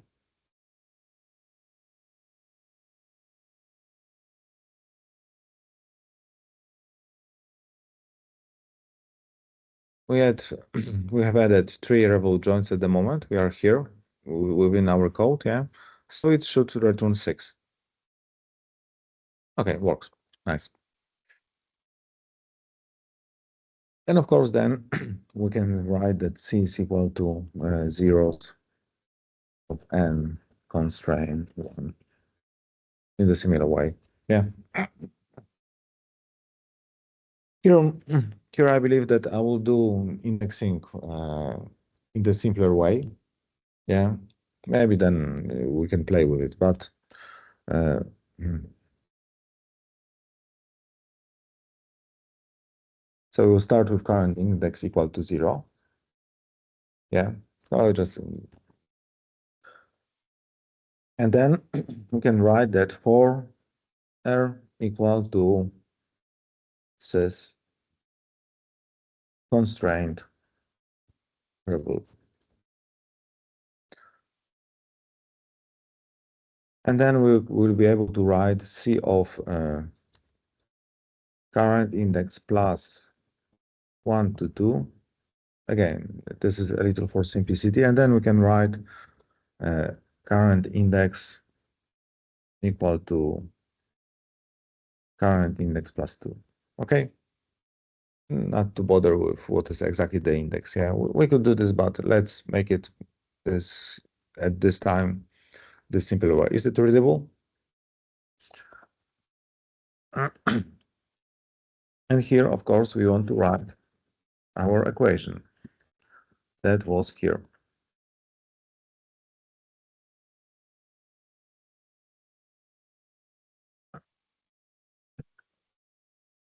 Yeah.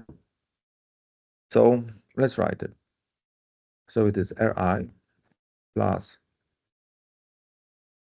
AI times local UI. There was SI, but we changed it to U. So minus RJ minus AJ times local UJ.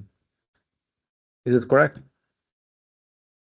Ri AI, we rename it to UI minus RJ AJ times UJ. Okay. Local UI is pretty simple because local UI is just R dot local UI. Yeah. The same is for local UJ. It's just R local UJ. Yeah.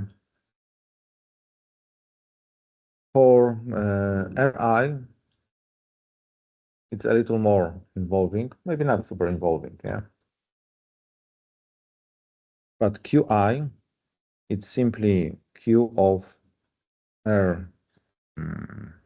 We call it body I index. Yeah.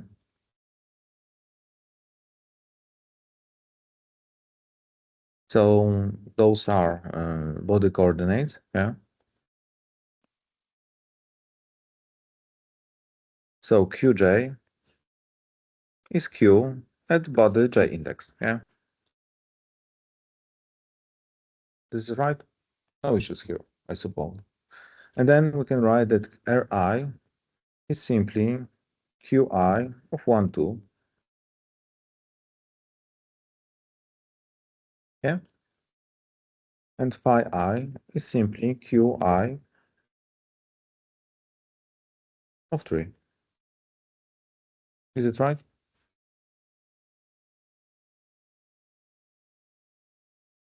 And the same for J. So Rj is Qj 1, 2, and phi j is Qj 3. Not the most elegant way, and a little lengthy, but works.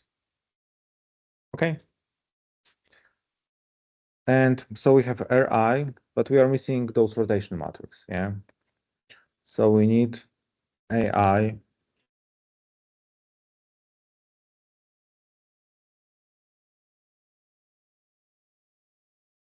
that AI will be rotation matrix of phi, and AJ will be rotation matrix of pj.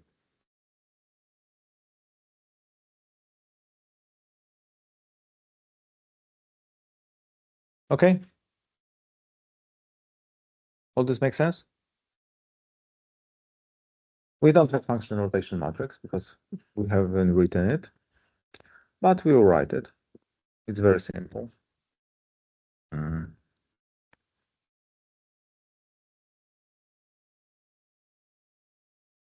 We just get rid of those i's. Yeah. Because you might remember that this rotation matrix is cosine of phi minus sine of phi, and then sine of phi and cosine of phi. Yeah, this was in the lecture.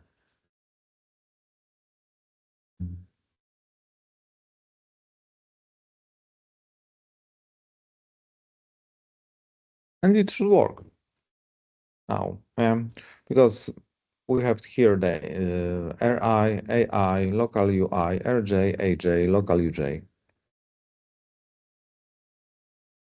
Yeah. And now we can get back here and you can check.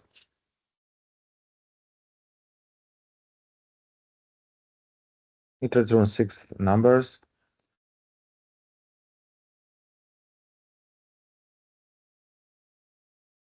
We clearly make some errors. But okay. Yeah.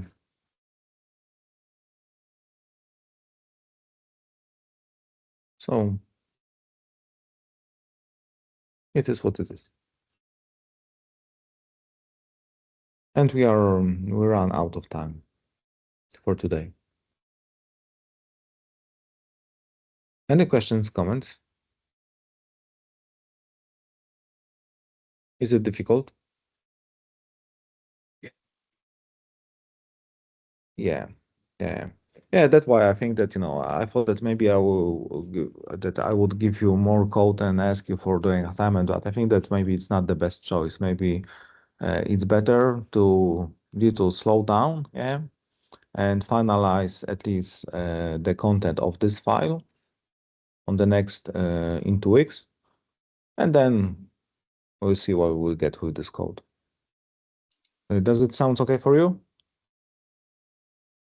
Yes. Okay. So in general, any questions? Yeah, we'll put it somewhere on GitHub, I think, or just do you want GitHub or just put it on just on the model? Okay, so I just think put it, yeah. the Moodle would be best, I think. I think Okay. not many of us have GitHub. Yeah, but then it's okay, but I will put this at the model, yeah. Sure, no problem. Okay. So because I think that I will rewrite this function because I don't like it. Yeah. I don't like that here we have all those lines, but for now I think it's okay. And then because then we can, again write functions, yeah, to get it in nicer way. For example, function to extract R, F, phi, and A from body. But it's a really minor thing. Other than that, it works, yeah. So for the next time, we have to add those simple constraints, which are much simpler than revolute joints. Then driving constraints, which are very similar to those simple constraints. Then we can write basic system check. And then we should be able, after all that, to find Q that are valid for t equal to 0. Okay. So that's all from today. So I will stop sharing. Yeah. And if you allow, I will say goodbye and stop recording as well. So see you in 2 weeks. And yeah, so see you in 2 weeks and yeah, have a nice week.